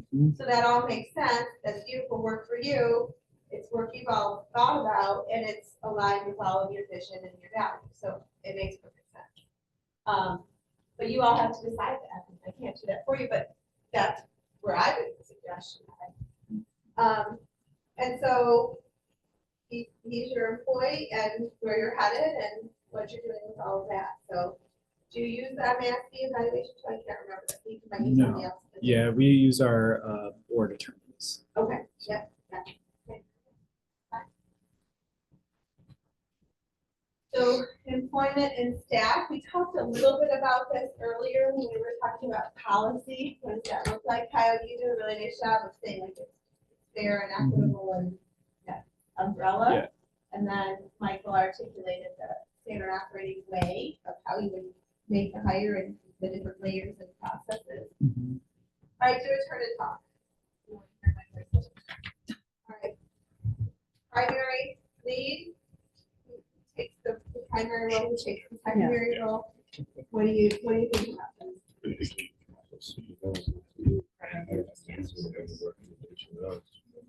And based on our custom form. Right.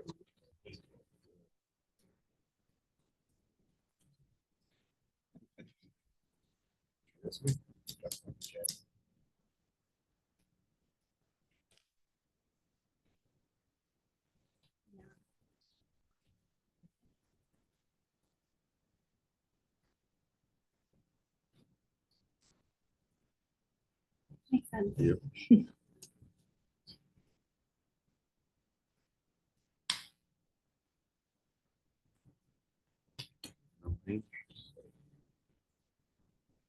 Yeah.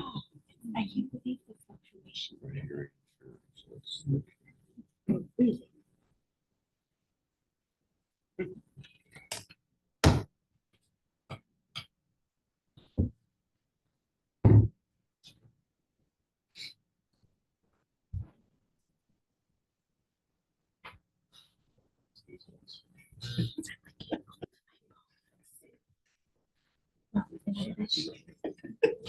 Oh, I was. I had my husband. Right here. And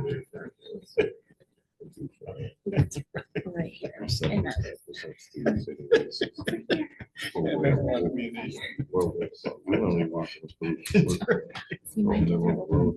They actually- Keep them low.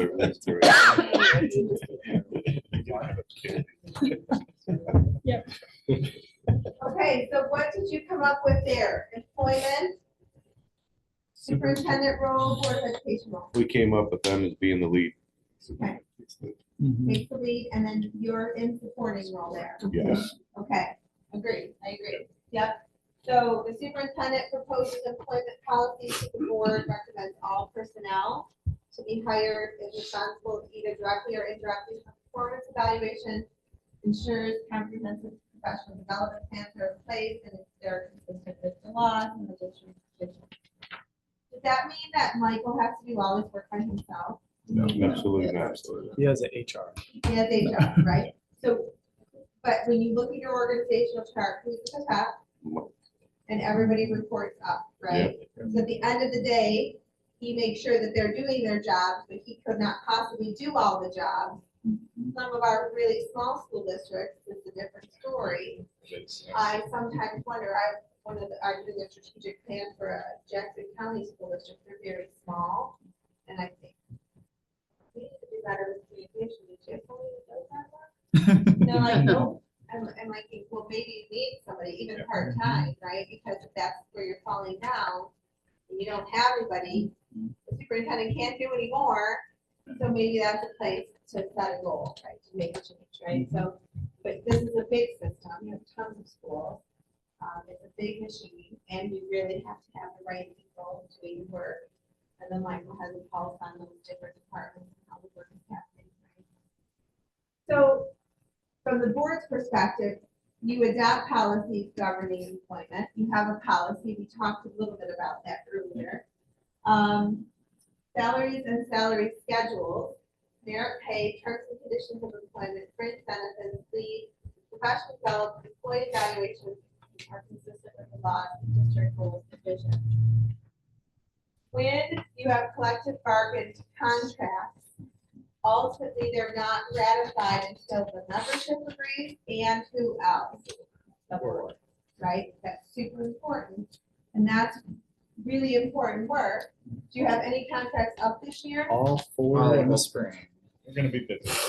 A real transition year. Huh? Yeah. This is like baptism by I'd fire. say absolutely, that Okay. is exactly what's going on. Okay. Well, that's okay. It gives you lots of opportunities Exactly. to rise above and do amazing work. That's how I would do it. Wow, you guys got it all going on, huh? Right. Okay, but that's all right. It's all right. We don't because- mess around. Yeah. Clearly. So we don't mess around. No, you'll just get it all done. So all of them are up. Yes. So when are you gonna start? Soon as we can. Yeah. Yeah, you may as well, right? Because one leads to the next. And there's a method to the madness too in the order that you go.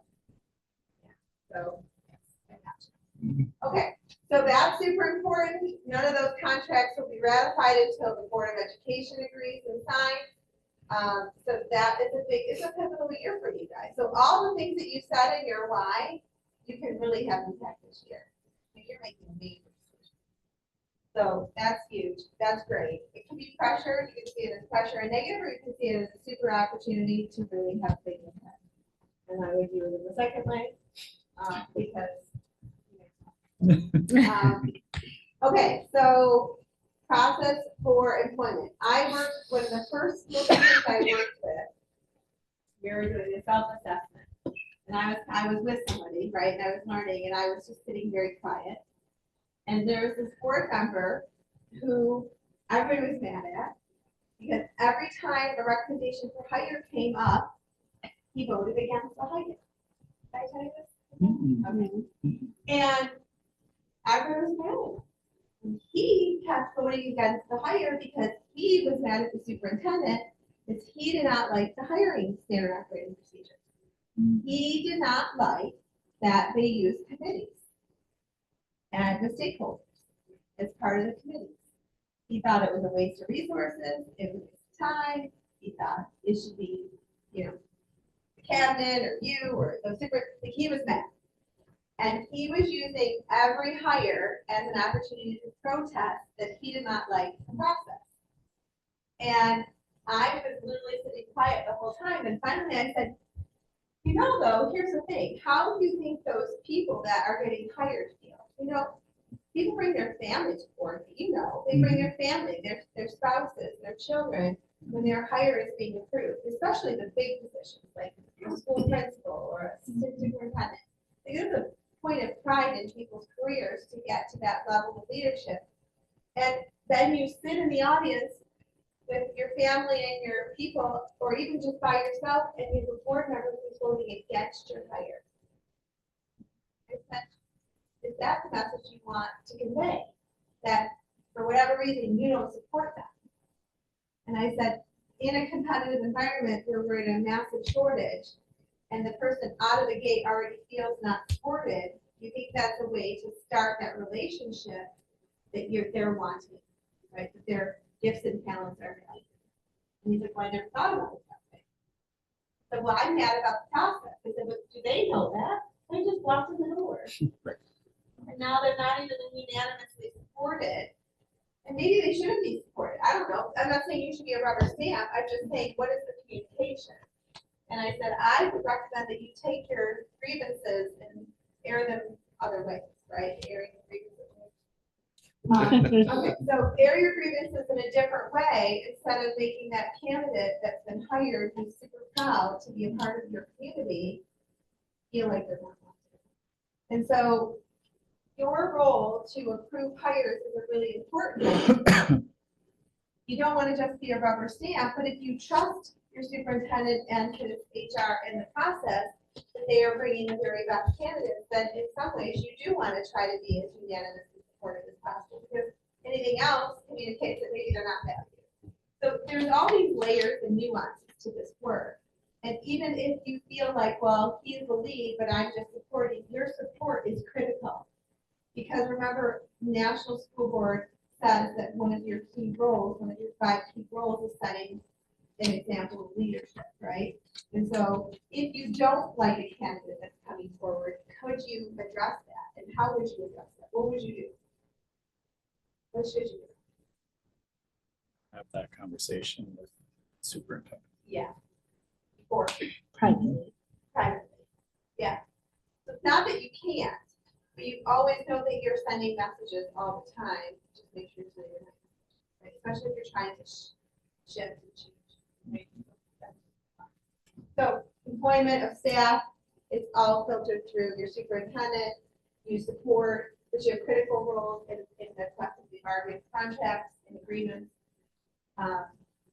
You ultimately have to say over when healthcare is changed and shifted, and that goes through the collectively bargaining contracts, which also filters to you. Professional development. We're going to talk about that. Why is that important? Professional development. Things are always changing. You have to stay current. And how effective is a new curricular program if we just say, here you go, teachers, or here you go, people, here's your stuff, but we don't teach you how to use it or support you in the process of implementing it. So it's really important because the valuable district resources will be spent, in some cases, hundreds of thousands of dollars in rolling out curricular programs, especially in big systems. And if that stuff gets delivered in boxes and it sits on the shelf and no one cracks open the seals, it's a waste of money. And unsupported curriculum and unsupported district initiatives are a waste of money and valuable resources. And at the end of the day, we're not going to use the instruction manual. So what's the point? When you invest in something that is not what's truly needed by the data that you see from the school district to move that. So, That's right. So your role is super important to make sure that the resources go behind the work. You can't have unfunded initiatives. I mean, we call the Department of Ed, but it's not good and we don't get the outcomes that we want. And so when you have local control, like you do as a school board, if you're saying we want our schools to not be in the bottom 5% and the problem you think, Ann, is reading and writing, then let's make sure we have the very best tools in the hands of our teachers, and let's make sure that our teachers are developed and supported in the implementation of the best work, and that we're doing what's best practices to help those teachers move the needle for those kids, right? And you can hold the system accountable for that. I just saw the Mississippi story about their whole reading program, how Mississippi was the worst educational system in this country, and then they made a major shift a few years back on phonics, and now they raised to like the middle of the country with their scores. Yeah. Their reading scores. They were number 50. Yeah, their reading scores, they focused on that, and their academic scores went skyrocketing. So I will tell you, from an educational standpoint, I'm interested what you think, Michael. What grades did you teach? I was secondary. Okay, thanks for that. Yeah. Yeah. So when I went to school and we went to school, a lot of us went to school, we were taught phonics and we became pretty good readers. then there was this whole movement of whole language, and then you heard Lucy Cochran's Readers and Writers Workshop, which was my kids' whole experience, which is probably your kids in high school or just graduating experience. And that became she became the guru of readers and writers workshops. I have an article in my bag that I just pulled about how basically states are abandoning it wholesale because it isn't producing good readers or good writers. In fact, they can't spell, they're not good complete sentences, they're not effective readers because we didn't include the science of reading, which is the phonics-based instruction. And I did not know that example about Mississippi, but I'm going to research it. That's a lovely thing.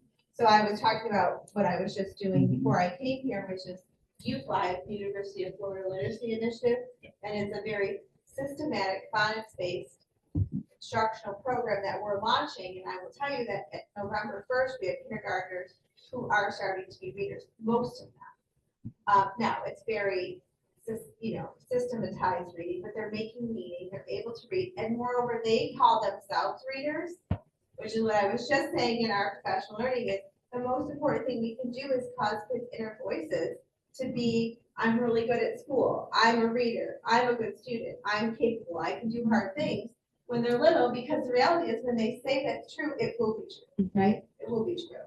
And so that piece is huge. And I'm not your curriculum person, but looking at a phonics-based piece in addition to the other things is really important, right? And that's, I think, what was a miss, and that's why I think systems are feeling the struggle. Because especially if kids are coming from rich environments of literacy and like really rich experiences, they don't even know how to hold a book, some of the kids, right? They don't know how to turn the pages because they don't have books at home. Some of our families don't. That's down the rabbit hole here, we're getting to read, but it's a super passionate topic, but it's the point. These are the kinds of readings you should be doing, the questions you should be asking, because the more informed you are, you can ask the right questions. Because remember, you're holding the system accountable, right? You may not be the expert, but you can sure read and learn, and you can sure ask the right questions and help to set the direction and expectations for the system. But then when you set the directions, you got to put the resources behind it. But then this PD, which is what got us on this topic, is so important because if you're going to spend hundreds of thousands of dollars on revamping curriculum and buying materials, you better make sure it's implemented with fidelity so that it has the impact. So it's this whole cycle of things that all is related to accountability. In the nicest way, not assuming the worst, but assuming the best and making sure that the system is accountable to the end users, which are the children, right? Staff, employment, CEO, good to go? Everybody's good? Okay, we're doing it. Budget, and they all connect. We're talking about finances and resources, and now we're looking at budget. Let's take a look. You look, then we'll talk. Right, sense and administers, adopt. I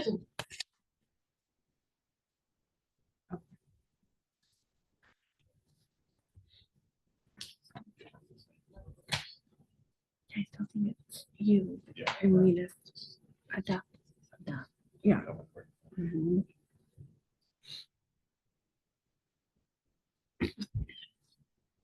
And then for sure, yeah.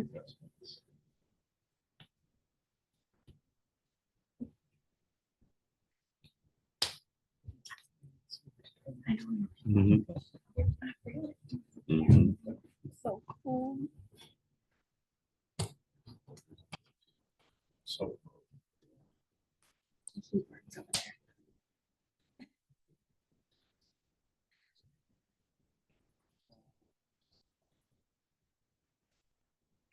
Oh, okay. Yeah.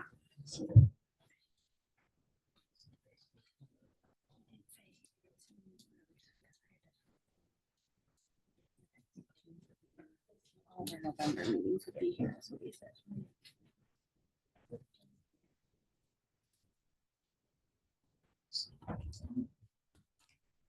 Good? Budget. Who's the lead, who's the support? Superintendent or his delegate? our CFO is gonna be the lead initially, but And then you adopt the budget. Yes. So the superintendent recommends and administers policies related to the budget development and management, creates and implements the process and a calendar for budget preparation and monitoring, develops and proposes the budget to the board, makes revisions to the budget, is requested by the board, and administers the budget adopted by the board. Budget amendments, January? Usually February, I think. February, Yeah. okay, up close. So, and they get amended based on count, right? And, count in the fall and count in Spring. February, yeah. Mhm.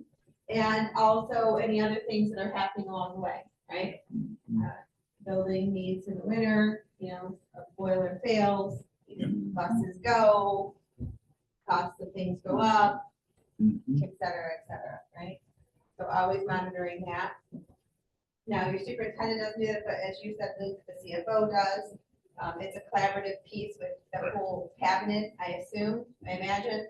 And then you, it's an ongoing process, budgeting is an ongoing process. The board adopts the policies related to the budget creation and management, reviews the proposed budget submitted by the superintendent, and ensures the alignment with district goals, and verifies the reliabilities and assumptions upon which the budget is based. Assumptions. What assumptions are go into creating a school district's budget? Key assumptions. Enrollment. Yes, that's the biggest one, right? What did we predict will be our enrollment in the coming year? That's our main source of revenue, is the per pupil foundation allowance. There are, of course, other revenue streams for federal funding and so on, grant funding, specialized funding, professor funds, Renee funds, and all of those things. But the bulk of the budget is per pupil foundation allowance. It's based on how many kids are actually sitting in this. Enrollment going up, down, or staying steady? Opposite track for this. help us the trend right now. First time in 40 years. How many up? That, we're waiting for the official numbers to be tabulated, but it looks good, I'll say that much. Double digits or triple digits? I would say we're looking at triple potentially. Good. School of choice? Or just people moving into? I don't know. Well, we I don't have know that. I don't think we have that, do we? Okay, No. all important information though, to know, where are the numbers coming from? Who are the kids? Are people moving in? Is it affordable housing? Is it, local? Kids stay- I'll say from what I looked at, it was like, you could tell the track because of where the locations were, it was certain neighborhoods that stand out to me. Okay, Because you could tell definitely in the tracking of where the biggest gains were. okay, good. So that's super important to know. That's great news. That is great news. Okay, so here's the other piece. As board members, you ensure alignment to the district goals, that there are budget amounts aligned to district goals. We talked about unfunded mandates or unfunded initiatives or unfunded goals are likely not to be achieved, or they're likely not to be achieved at the level we would hope. There might be some progress, but they might not be achieved. You cannot say we want reading and writing scores to be improved and then not carefully look at how we're supporting that. Do we have instructional coaches? Do we have the best curricular supply? Are we examining current trends and research that says this whole language approach where phonics is a priority, are we moving in that direction? Are we considering the science of reading and as well as the art of reading, right? And all of these other pieces, like where are we headed? For example, but these are the things that you want to be asking questions about, and are you properly funding those things? Most systems have like a cycle of textbook review, or I know textbooks is kind of an old term, I guess, because so much stuff is online now, but still, still the book that you can hold and the pages that you can turn have value, right? So are you annually reviewing and making sure everything is up to date, or does your civics class have a book from 1985? Like, where are we at in the process? And if they do, how are you funding that process, and what is the process to keep things through? A lot of that can now be subscriptions to certain, online resources and so on. It's not just textbooks, although that's a generalized term we're using that's a little outdated. So all of these things are important, but the board, the superintendent takes the lead. And we might go back to Ann's logic because they're the expert on the numbers and all that, in the same way that the educational program, they're the expert on the pieces. So it makes sense then that the superintendent takes the lead and the board's more supporting, whereas vision and values and policy and goal setting is the board's education. All right, making progress. Facilities is the next one. Okay, let's take a look. Superintendent, facilities, he analyzes, interprets, and communicates the needs of the school system to the board, develops and maintains the district facilities plan, recommends and supervises facility renovations and new construction projects, and champions funding initiatives as directed by the board.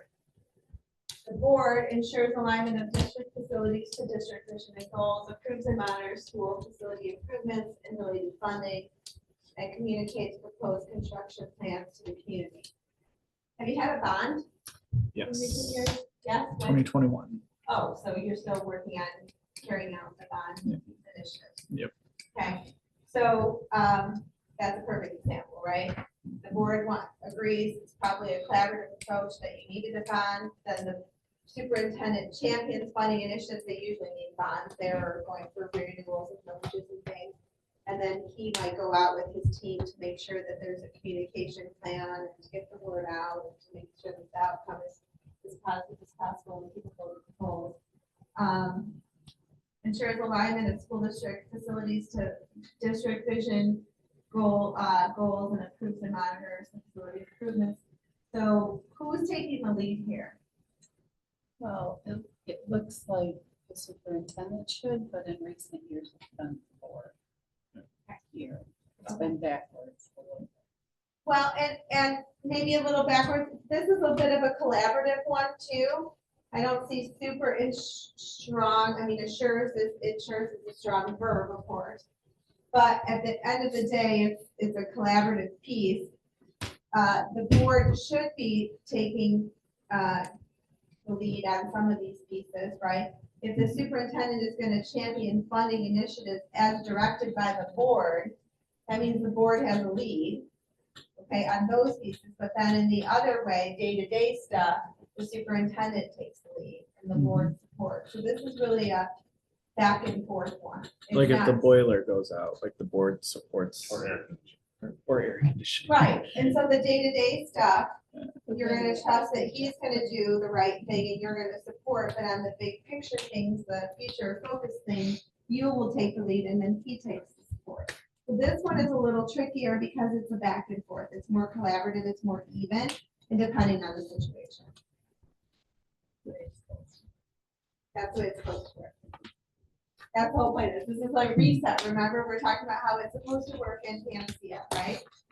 And this gives you the clear delineation. That came out again. Stand under it. We'll say the next workshop though will be in a new room, so we're all moving, so Awesome. might have better temp. I don't know, we'll see. So the last one we're gonna look at is community relations, and I'm gonna let you dig into it. Take a look at your verbs. This is a short one. Take a look and see what do you come up with as the lead. Is this more of a collaborative one, like facilities, or is it lead and supporting?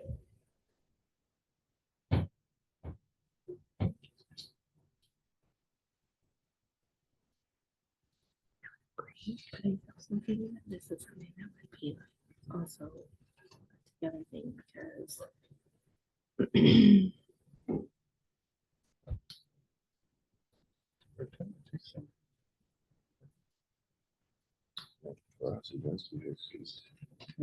yeah. Oh, yeah. Yeah, I I mean, I agree. can see it going either Especially way, Because, yeah. where it's like- collaborative, but the way that we're set up is. all community relations. just back in the right, you know. So what do you make of this one? Is there a clear lead and supporter, or is this one of the collaborative ones? I think it can be a collaborative, but I think the superintendent takes the lead. Okay, And the reason our discussion was, you know, in our meetings, everything, if there's public comment, Mike or one of his, someone he appoints will be that response. or we sit and listen.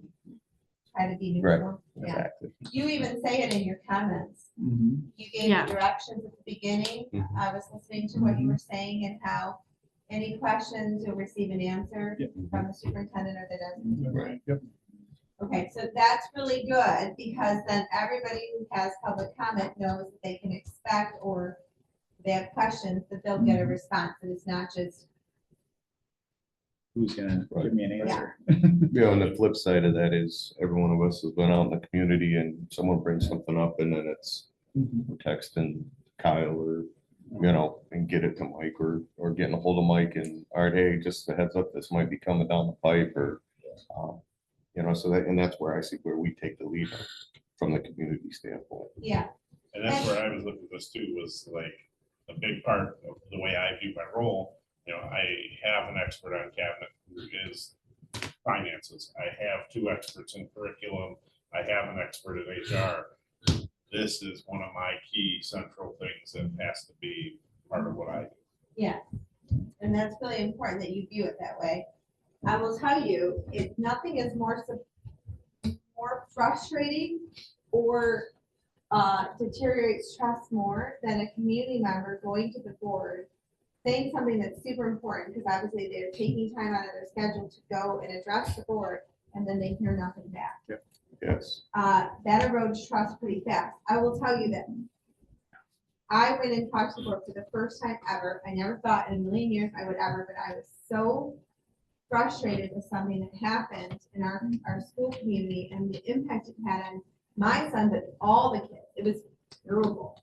And I tried to get answers, couldn't. And so I felt like my last resort was going to the board, and I went to the board, and I never received a response. And when I received a response, we've heard your concern. That was it. It wasn't, it was important, it was nothing. And I'll tell you what, it stuck with me, and I'm an educator, and I do this work. And I went and I got nothing. And it's frustrating, and it does erode trust. And so it's really important, Michael, that you see that, because if you're trying to establish a new, I'm not saying it sounds like you're trying to establish a new vision and perspective for your system. One of the key ways you do that is by responding to people and making them feel valued and heard instead of small and insignificant. Right. Super important. And I can say for sure, but you ignore your, I actually said that to our superintendent. You made me feel so small and insignificant. And here you're trying to use the right thing. You're trying to, like, I'm not a difficult parent. I don't think at all. I rarely ever contact, but this thing was not good. And it didn't matter. So don't be that. Don't be that. Anything is better than that.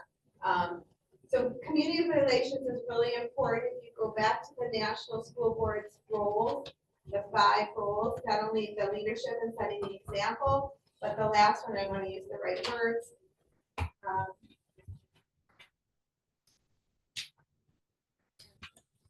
Developing positive relationships, number 5. The way you do this is communication, trust, consistency over time. People that take the time out of their daily lives to come, it's something they're concerned about. It's real, right? And so building that's an opportunity. So every problem is an opportunity. Every new contract is an opportunity. Every hurdle is an opportunity to do it right, maybe different, make people feel valued in the system. Even if you can't do what they say, or even if you don't agree, giving them the respect that they've been heard and that their voice is valued and that their thoughts are taken into consideration is really important. Okay, so we've looked at all the big ticket items that a Board of Education is trusted to do: vision and values, policy, goal setting, finance, employment of the CEO, employment of the staff, your facilities, community relations, and I might have missed one, but you get the drift. This is that one pager that I was talking about. I love this handout. I think it's one of the best ones MASC has. I'm going to give you 2 extra for your colleagues that are not here. This is something that you might want to keep with you. I know a lot of boards of education will put this in their binders, like some of them have binders that they use and they have at their meetings. This is a different lens on exactly what we just talked about. The role of the superintendent, the role of the Board of Education. Those are bullet points. And then if you flip it to the backside, it's almost a perfect crosswalk to the PowerPoint, but it's not exactly the same. It's a little different variation. So you have the goal setting and policy, we talked about that. Budget, we talked about that. Curriculum is the educational programming, so that's the crosswalk there. Staffing and appraisal, that's employment and evaluation. Facilities is a crosswalk. And then the superintendent's responsibilities is set aside, but that was part of employment. So this is an awesome handout. I'm not going to read it to you. It's you can read it, but it's a nutshell, sort of Cliff Notes version, if you will, or Spark Notes, is what they call it. Version of the PowerPoint that I love. You guys doing okay so far? Okay. All right, we will end early, which will be like taking a break at the end of the day. Okay, good? Yeah. Questions? Thoughts? Okay, for sure. So I feel like when the chicken comes on, it kind of gets hot. Walk over here, it's like kind of cool. Oh, well, where is it warm? Because I want to go there. Right there. Like that. Oh, Come stand here. Okay, this is me. Okay, so I love this one. Do you guys remember the movie Ferris Bueller's Day Off? Do you know the scene at towards the end where Pam is at the art museum, or it's on their day? Yeah. Their adventure, right? They're at the art museum and he stands in front of that picture in the park and he's staring at it. And then every frame it zooms in, it zooms in and zooms in to where it's like the pixels. This is what I always think of when I see this slide. So we start with the board, then we go to the administrators, and then we go to the teachers. And that's like starting from the big picture to a more narrow focus to a very narrow focus. Kind of like that image of Pam standing in the art museum and studying that picture in Ferris Bueller's Day Off. So the Board of Education, you're the big picture. You're like 30,000 feet. You're overseeing the district and organization and all the parts that create the whole. You focus on representing the community's interest. You're looking in the long term, 3 to 5 years. That's why it is important eventually to get a new strategic plan, because that helps you get to that point and it brings all your stakeholders in. Provide overall structure through district goals and setting clear targets for improvement. Big picture. And you have your administration, starting with your superintendent, to your cabinet, to your building leaders, to your teacher leaders, and so on.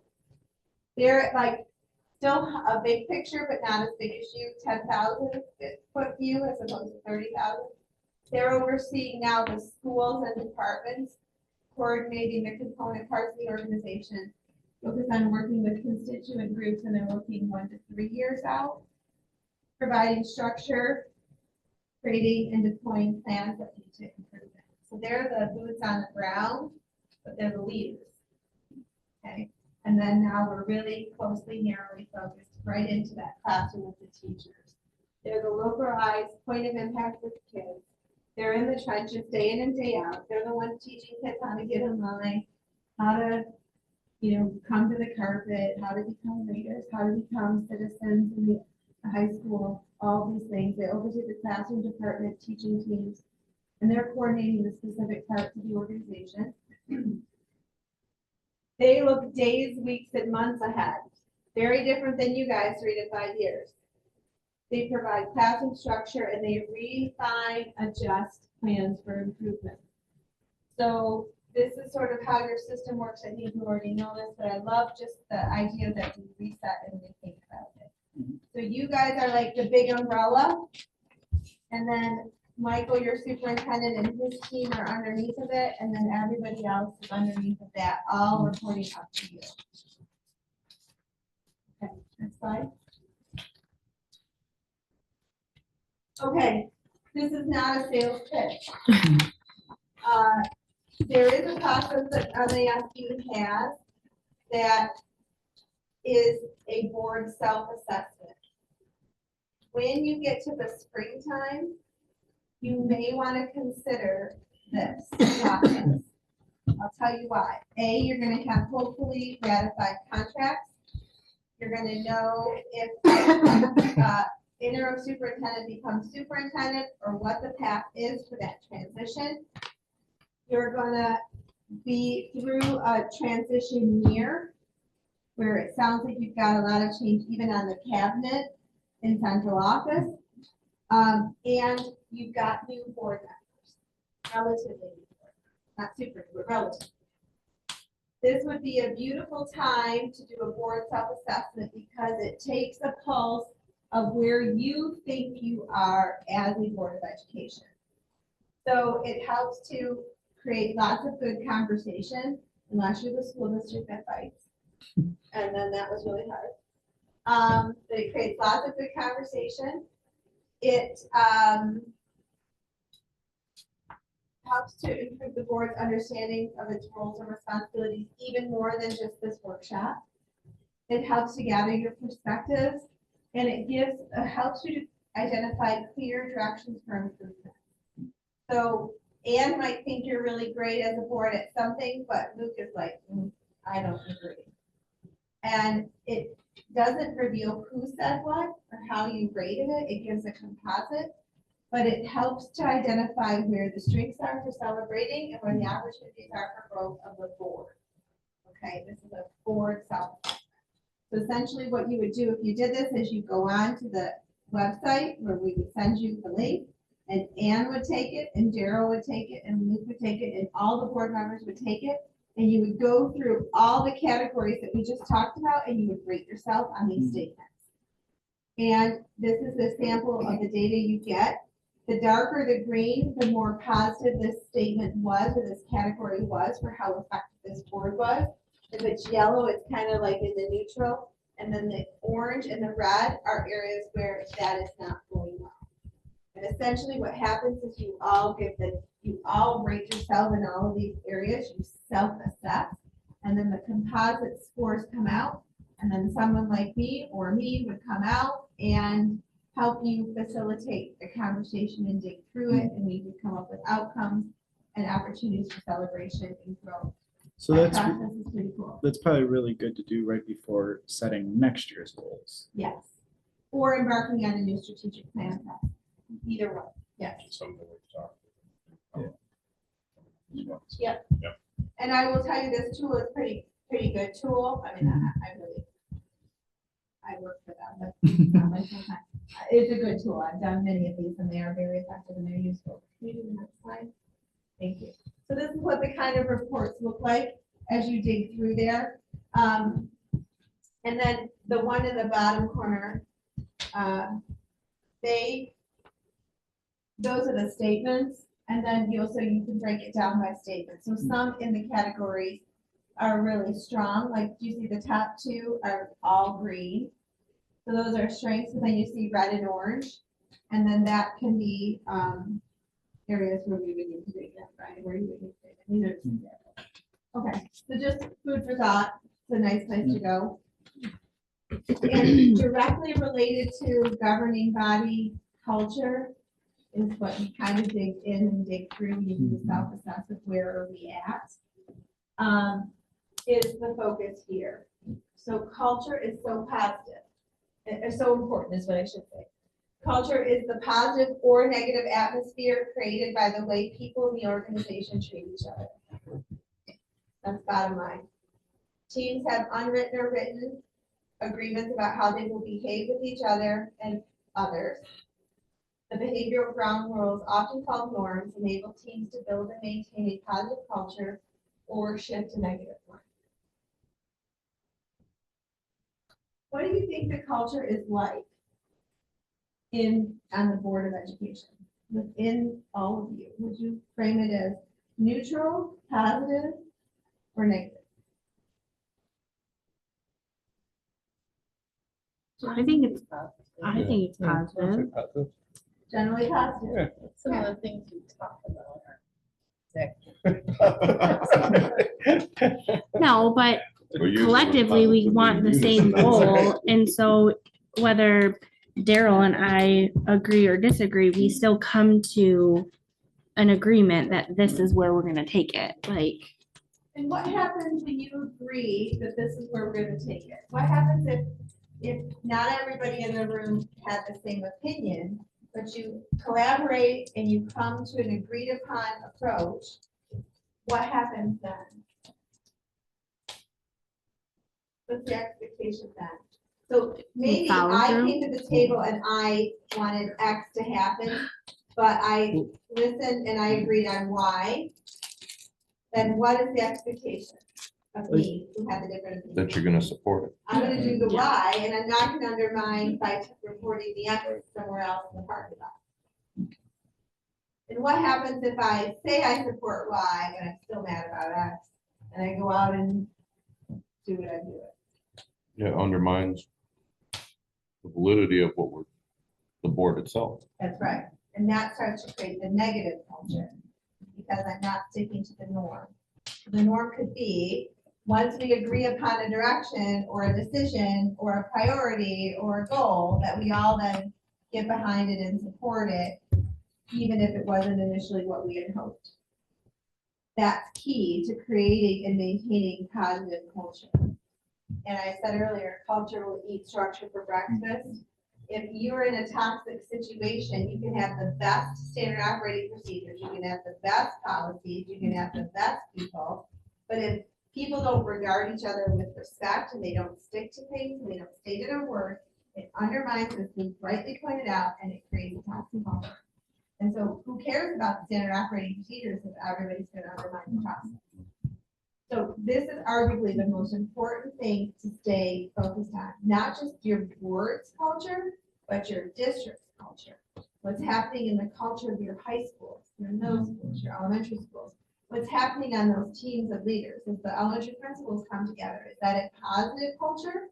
Do they have positive norms? Do they regard each other respectfully? Do they come to the table and agree on something and then do they all go back and do it? Or is there something else that's happening here? I don't know, just asking. So culture is the positive or negative atmosphere created by the way people in an organization treat each other.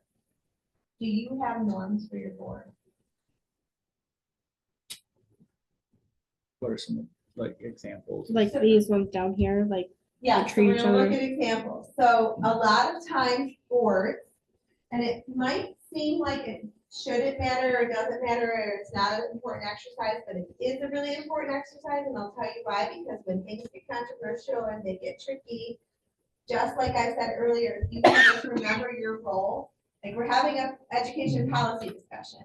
Okay, I gotta remember, he's the expert in his team, so I gotta take his lead, I gotta trust his answer. He's gonna bring the best things forward, and if I'm not sure they're the best, I'm gonna do what? Ask questions. I'm gonna ask questions, I'm gonna look for data, I'm gonna look for information, if I'm not sure, I'm not gonna act yet.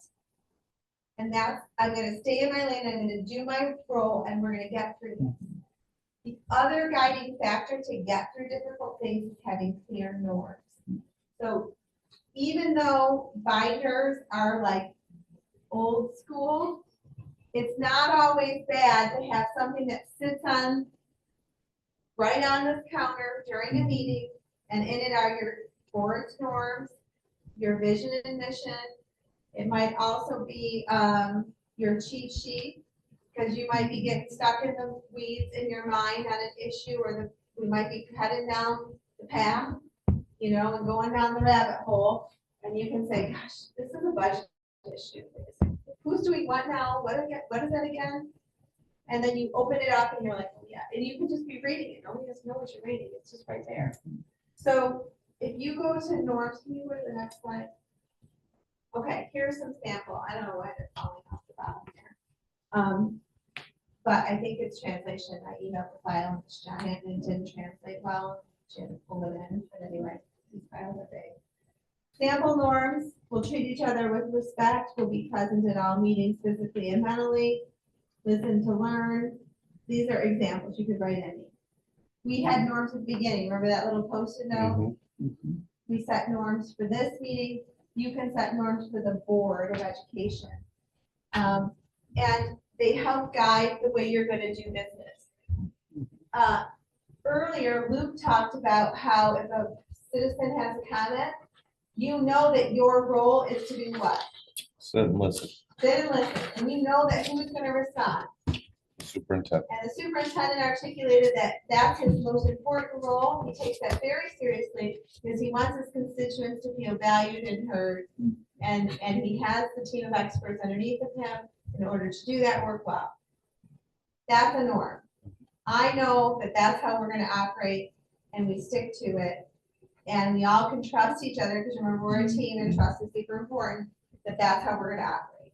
When we all operate in that way and it's predictable, we continue to foster trust and we function effectively. That's the point. So these norms are really important. So it would be a worthy activity for the board to set its norms and then have them readily available all the time. Some boards of education have tall name tags and they literally put them on a sticker on the back of their name tag because it's right in front of them during meetings and they can even say it's not, they wouldn't work there, but you can have a binder with them in there. And these are things that help you be effective. Remember, this is an effective governance workshop, and these are strategies and tips to help you be effective. So while it might seem, sometimes people want to say, well, that's, you know that.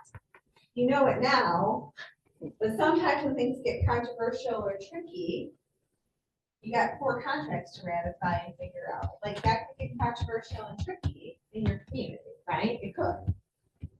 And so this helps to set the guidance for how you're going to act and how you're going to be and how you're going to regard each other and all of those things, which is the point of all of this work. So that might be a useful activity if you don't already have them. Sample norms, we're moving on here. Supportive structures and process. So remember I talked about culture, super important. Also we'll eat structure for breakfast. The structure of the protocol, supportive structure, right? So effective teams discuss and agree on formal structures and processes used by the board and superintendent in their functioning as a team. Protocols are the processes followed by the board and superintendent as they work together to govern the district. You talked about a protocol. Community member comes, the protocol is we listen, the protocol is the superintendent responds. Can you think of any protocols besides it? That's a good one. We've used it a few times now. Are there other protocols that you use that help govern how you, the board, and your superintendent work together? Probably like establishing agenda meetings prior to board meetings to go over the actual meeting, making sure it's all outlined correctly and making sure everything's correct. That's how you're going to operate, right? Process is followed by the board and the superintendent as they work together. So you can count on getting the board meeting agendas when? Prior to How far before? Friday. The Friday before the board meeting, which is always on a Wednesday Wednesday. So you have the weekend plus 2 days to review. to review them. So that's a protocol. This is how we get it. This is when we get it. And if any adjustments need to be made, Monday's the deadline for that too. Okay, so we know that adjustments are by Monday. Okay, what else are protocols? That's a great example. Can you think of another? That's a great one. Friday update. Provides to you. Okay, so the cabinet provides an update to the board about the week, the stuff, the things Mhm. that are happening day in and day out so that you're a team. So you can count on a protocol as you work together that on Fridays, this central office cabinet is going to give you an update so that you're a team going into the weekend. So that if you're at the grocery store and someone stops you, you're like, what? You already know because your superintendent has told you, right? So these are examples of protocols, and you can readily talk about them and how they operate and work, which means you're in a healthy place. So this is an effective governance. One of the ways to be effective in your governing is to have protocols and cultures and norms and all of these and understand your roles. Okay, next slide. You guys are in great shape. You guys should be really patting yourself on the back. Very good. Okay, protocols for consideration. So you gave some examples. Public comment, communication, agenda setting, timelines for agenda. Those are some. Here's some other things to consider. Board orientation and development. Luke and Jody come online 9 months ago. How do you orient them to the board? I'm That's Stephanie. I me. just moved to Jody's Yeah. seat. Yeah, you're right. You're right. I'm sorry. It was for the teamwork. Yeah. that's Yeah. right. My bad. You can tell it's late. Yeah, Okay, so I apologize. it's fine. So how do you orient new board members when they come on? Something to consider. Yeah, I sat down with, I think each of them. Yes. And kind of went through, gave them all the contracts, board policies. They got a massive binder of the district's board policies, talked about Good. the last, like, a few agendas, superintendent reports were in there. Mhm.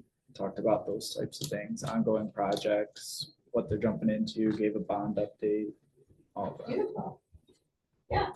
So they're not walking in blind. Right. Might be overwhelmed. They might be walking in Yes. overwhelmed. They were walking in blind, But right? he's also great about like, if we have a question, he will answer his phone. We can text him anytime. So.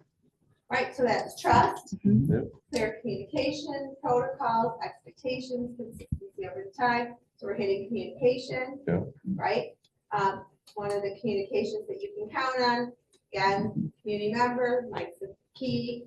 Somebody, what happens if you're in the grocery store and you hear about something, or at the football game, and you hear about something, you didn't know about it, what do you do? Call Kyle. Call No. Kyle Not or- just- Call Kyle, and what does Then I Kyle call do? my- Call Kyle. Generally, it's a text, so it's Yeah. more private, right? Yeah. But, yes, Yeah, so you all knew that. Right. So you have protocols for how you communicate. right. And the flip side, if something's going on in the district that we all need to know about, it goes out, Yeah. you know. It goes out. So you count on each other and you all knew, you put it to Kyle, Kyle put it to Mike, and that everybody knew the directions, Right. right? Or when it's something that's more pressing, that's when I will put it to all of you at the same Right. time. Yeah. Right. Some of it I just go to. Yep. Kyle, if it's not something that's. Yeah. An immediate issue. But even both of them, it's like they never make it, like if there's something going on, we call, there's no. Like, You're not bothered. yeah, they don't ever make it seem like it's a bother, like you're doing the right thing, like, whatever. So that's good. Super good, because if they made you feel shut down or not important, Right, you you're probably not- wouldn't pick up and try. Yeah. No, Right? you're not gonna be engaged. I mean, kind Right. of like your example of going to the board meeting. Yeah, it's not good. It's not a Right. good feeling. So that's really important, that it becomes this warm and open communication. Information requests. Do you know how you handle information requests? We, I was wondering like what exactly meant on there. Well, there's all kinds. Like Yeah. freedom of Yeah. information or just All depends. Yeah. It all depends. Yeah. somebody comes and asks for information. I mean, there's different ways I'm sure that it'd be handled. but Absolutely, depends on what it is, right? Ultimately, I can't it's see going to their Mike. personnel file. Those That's examples different. Yeah, like there's Yeah. certain things where I'm not going to involve. Right. You guys follow certain things. Sure. Yeah, I gotta make sure. you're- FOIA requests go a different Correct. way. Yeah. Bus routes, I want to know how the bus route was changed. Well, that's different than, so Yeah. the idea is that you go to the right people. Mike will help direct you. You can count on your superintendent to guide you and help you. And if you're not sure, if you're out and about, you can push it to Kyle. Kyle can figure it out and push it to Mike. The point is that you're not trying to just independently respond to people on Facebook. And your role 100%, is no. board member, right? That's bad. Or you're mad about something and you blast it on your Instagram Right. account and your role is board member, right? Like that becomes problematic, and believe it or not, systems do that. Sure. Handling complaints and concerns from community and staff, we've talked about that. Public comment, we talked about that. Confidentiality. You talked about sometimes it's more private if it's a text as opposed to a phone call. Right. When I see that, I'm thinking closed session type confidentiality, thing that has to stay within the group. Mhm. But again, as I mentioned with the text, right, it's, hey, there's these people that need to know this right now, and if it got out, would it be critical? Probably not, but it's easier just to let one mouthpiece put it out there. like when I send you the Friday updates, Yeah. I have taken one of my protocols I've started using with you. Is there are certain ones where I tag in bold and red? Oh, Right, yeah. Those are the confidential. ones that are Yep. confidential Yep. between us. Yeah. So that's protocol. Mhm. Alert, alert. Yeah. You need to know, keep it confidential, Mhm. it's private information. 100%. You might even get the email, if it's an email that says confidential at the top, Mhm. even like, it's all the indicators of how we do our business. Yeah. So you're doing all the things. If you don't have norms, I would recommend you do those, because you guys are so thorough with everything else. You may as well have those too. Okay, good. All right, so, let's wrap up the thoughts. So tonight, we talked about roles and responsibilities, and we broke them down into 9 different categories: vision, values, policies, budget, finance, employment, facilities, vision, values, and all of that already, and educational programming. We looked at the National School Board Association's 5 priorities for you. We took each of those categories and we broke them down to know who takes the lead and who's supporting. A lot of them are the board taking the lead. Some of them are the superintendent taking the lead, and some of them are a little more collaborative depending on what it is. We have a 1-pager that breaks it down, and we talked about the importance of the fact that this is a governing team. We defined what team means. We talked about the importance of trust in the team. And if we go back to this arrow chart, the forming, norming, forming, and performing, forming, storming, norming, and performing, where would you guys put yourselves on this gradient? Are you forming, storming, norming, or performing as a board right now?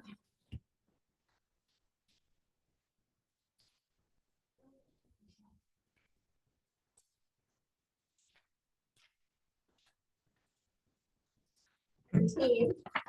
These are the stages of team development. We see the arrows going all towards performing, so obviously performing is the goal. Know that sometimes the arrow can be backwards.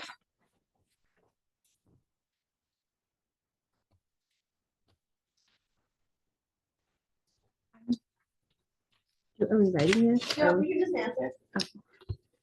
Sorry, I wasn't very clear. No, that's okay. Just based on like all the changes that are going through right now, and everybody's kind of like learning their places and what are we doing next, and aligning stuff up to like it. I'm gonna go with norming, but I want to say performing because I do feel like we work well together and everybody's on the same page, but just because we're just still kind of aligning things up and hiring and placing, and I'm gonna go with norming. Those are great reasons. I'd Do you agree. agree? Yeah, I'd agree. There's a lot of transition Mhm. and it's just a lot of pieces are getting solidified. So it's like not there yet, but we're getting there. Yeah, like it's almost like you're bouncing back and forth, like you said, like you're moving forward, but there's a couple things that put us kind of backwards a little, so. Okay, fair. As a board unit, just the way you interact with one another, how the systems in transition, I think that's what I heard you saying, a lot of pieces getting aligned, and components getting put in place. But as a system, as as a board is what I should say, as a board of education, as you're navigating all these transitional pieces, are you norming or performing, just as a governance team? Moving back and forth. Agree it's moving back and forth? There's just a lot of stuff going on. So you agree you're kind of. I was actually even back up between storming and norming. Moving You towards guys aren't norming. storming. That's where I think the difference is. I think The issues my we're team facing- within the last 2 weeks when we were going through all these replacements, that we were definitely storming, like as we were doing all that replacement piece. But I think as a board, I don't know that you've been in the storming part. I'm between the two. Okay, that's how you're feeling. I would say, There's just a lot of stuff. I would say as a team, I feel norming. I think as a team facing the issues, we're Yes. storming because the issues are creating like, it's a lot. And so I think that always challenges the team It does. when you face, yeah, It tests how you are gonna yeah. deliver in the face of adversity, right? So, but I will tell you, listening to you talk and how cohesive you are in understanding roles and responsibilities and protocols and your culture and how you regard each other and your respectfulness and your willingness to work with each other, you have really a lot of great components. And as a team, at least from my perspective tonight, and when I was here in August, it feels like you're performing a lot of the time. Now, you're facing a lot of adversity, which is gonna test you. But I feel like you're really in a really solid place. And you should be very complimentary of yourselves and one another that you're navigating these transitions. It's a tough year. You're going through a lot. But you all are coming to the table with a really positive mindset. You know your why, you know why you're here, and you're gonna get through it. But I do encourage you, and this is a great, I'm really glad you did this workshop. I hope you are too, because if you use this guidance document and you keep reminding yourself, what is the topic that we're dealing with? What category does this fit in? And what is my role in this work? It will help you get through the weeds. You know, I had a friend that was really going through a lot of things in her life as the year started, and we were talking, we were together on a trip, and she just was facing this mountain. And I said, you know, the only way over the mountain is over the mountain or through the mountain. You can't like avoid it. You gotta go through it, you know? We were in Pittsburgh a couple weeks ago for hockey. Everybody been to Pittsburgh? Yep. Mhm, Okay, you know the tunnels? Yep. mhm. What is it called? There's a tunnel, and everywhere we went, every rink we went to get back to the hotel, we had to go to the tunnel, and it kept occurring as I looked at this mountain. The only way through that mountain was through it. Right. Mhm. You had to go through it. You couldn't go around it. You just had to like burrow on through. And that's kind of where you're at. Like the only way forward is to go through it. And the only way through it is to stay together. And the way to stay together is to know your role and stick with it. And I think you can, and I know you will, and you're in a great place. You know your goals, stay focused, and you got this for sure. And then when you get to the other end of it, you should evaluate where you're at and use that as an opportunity to celebrate what you've accomplished, and then also what are your opportunities for growth. So that's really the meat and potatoes of the workshop. What questions do you have? Gave me a lot of next steps. I have them listed. I have 8 of them, so. Now, take it one at a time. Do you have any questions? I have one last task for you. Take a moment to reflect. 1 or 2 takeaways from tonight. Something you learned, something you knew but you hadn't thought about in a while, or something you're going to do as a result. So again, something you learned that you didn't know before, something that you knew before but you hadn't thought about, or a next step that you're going to take away from tonight. And yes, I might just share that.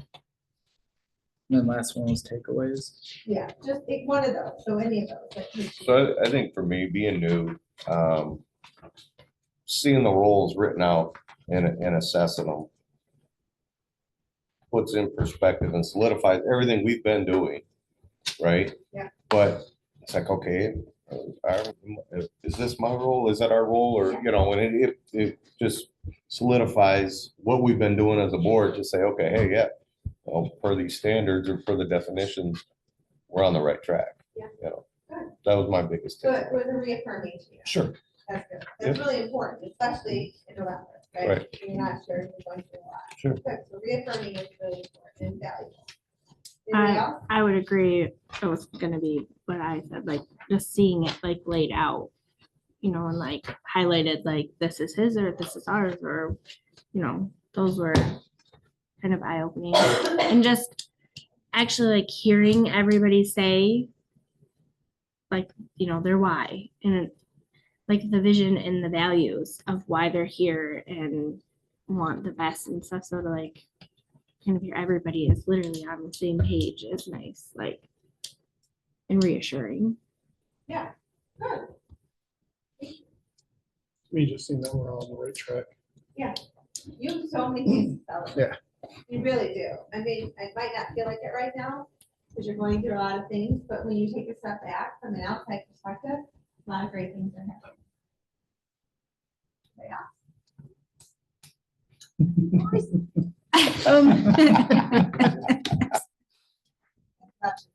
I know.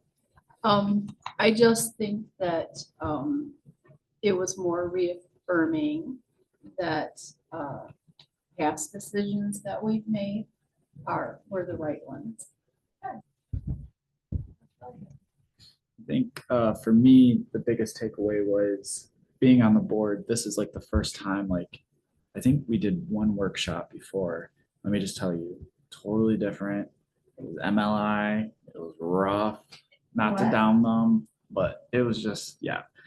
This really put into perspective the whole time on my board. Like, this was kind of what we're leaning towards. Yeah. Going through the challenges we went through in the past. It's good to know that we're on the right path now.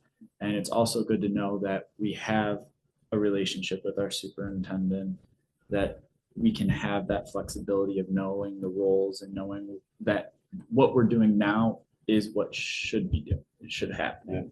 And that's what's really nice.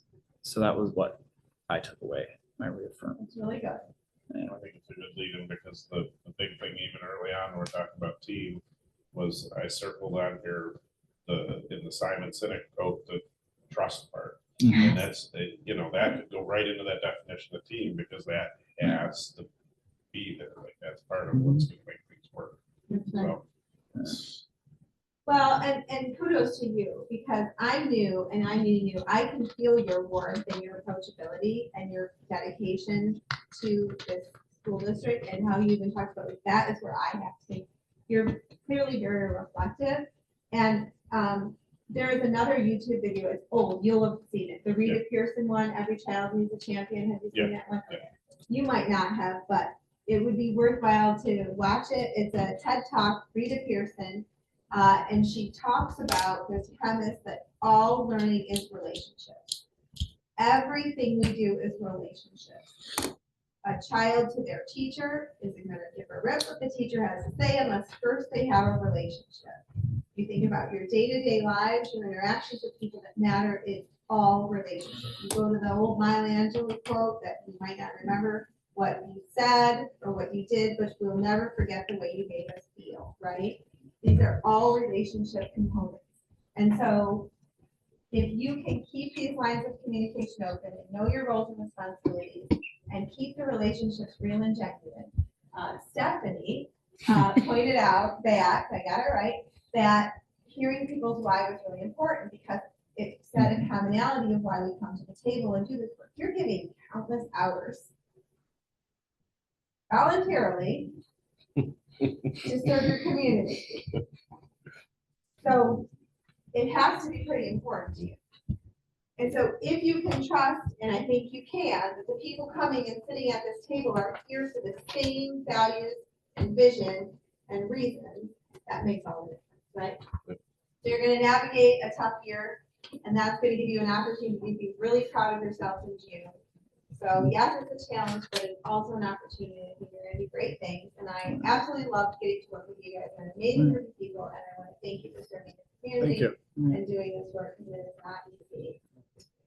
Well, thank you. Thank you for Yeah, coming thank you. here, doing this workshop, doing our goal workshop. It's been actually wonderful to have you here. Oh, good. So, Well, I feel the same. I love you guys, and I'm happy to be here, and I love this work. And people are like, "You're doing what tonight?" I'm like, "Oh no, don't worry about me. I love this." So, and we ended a little bit early, which is if we would have taken a break. So, thank you. we appreciate Awesome. it. Thank Just you. in time for the Thank you. air to Yes, come thank If in. there's anything I can do to help, I can reach out. Shauna can reach out. Mike can reach out. Yep. People like Mike and those. Mike, oh, yeah. I hope so. We can call them that. Okay, good. Thank you. Well, thank you guys. Thank you. All right. We are returning from recess at 8:44 PM.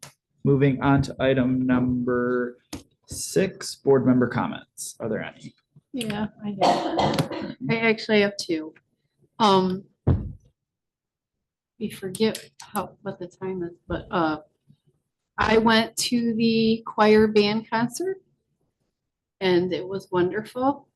The only thing that I didn't like is that we can't provide, well, right now, they don't have a venue worthy of their talent. And one of the reasons I'm so adamant about reading is that I think reading is the basis of dreaming. And I want all these kids to dream big so that it's endless. And you can't get that if you don't read, then you don't know the possibilities and you can't dream. I want them all to go to Harvard or Yale, wherever they want to go.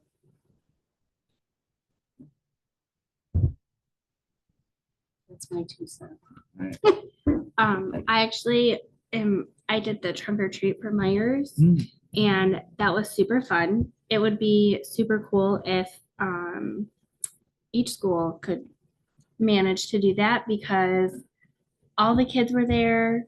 Well, I guess there was a lot, but it was my first trunk or treat that I ever did and I had so much fun. So I'm looking forward to doing more.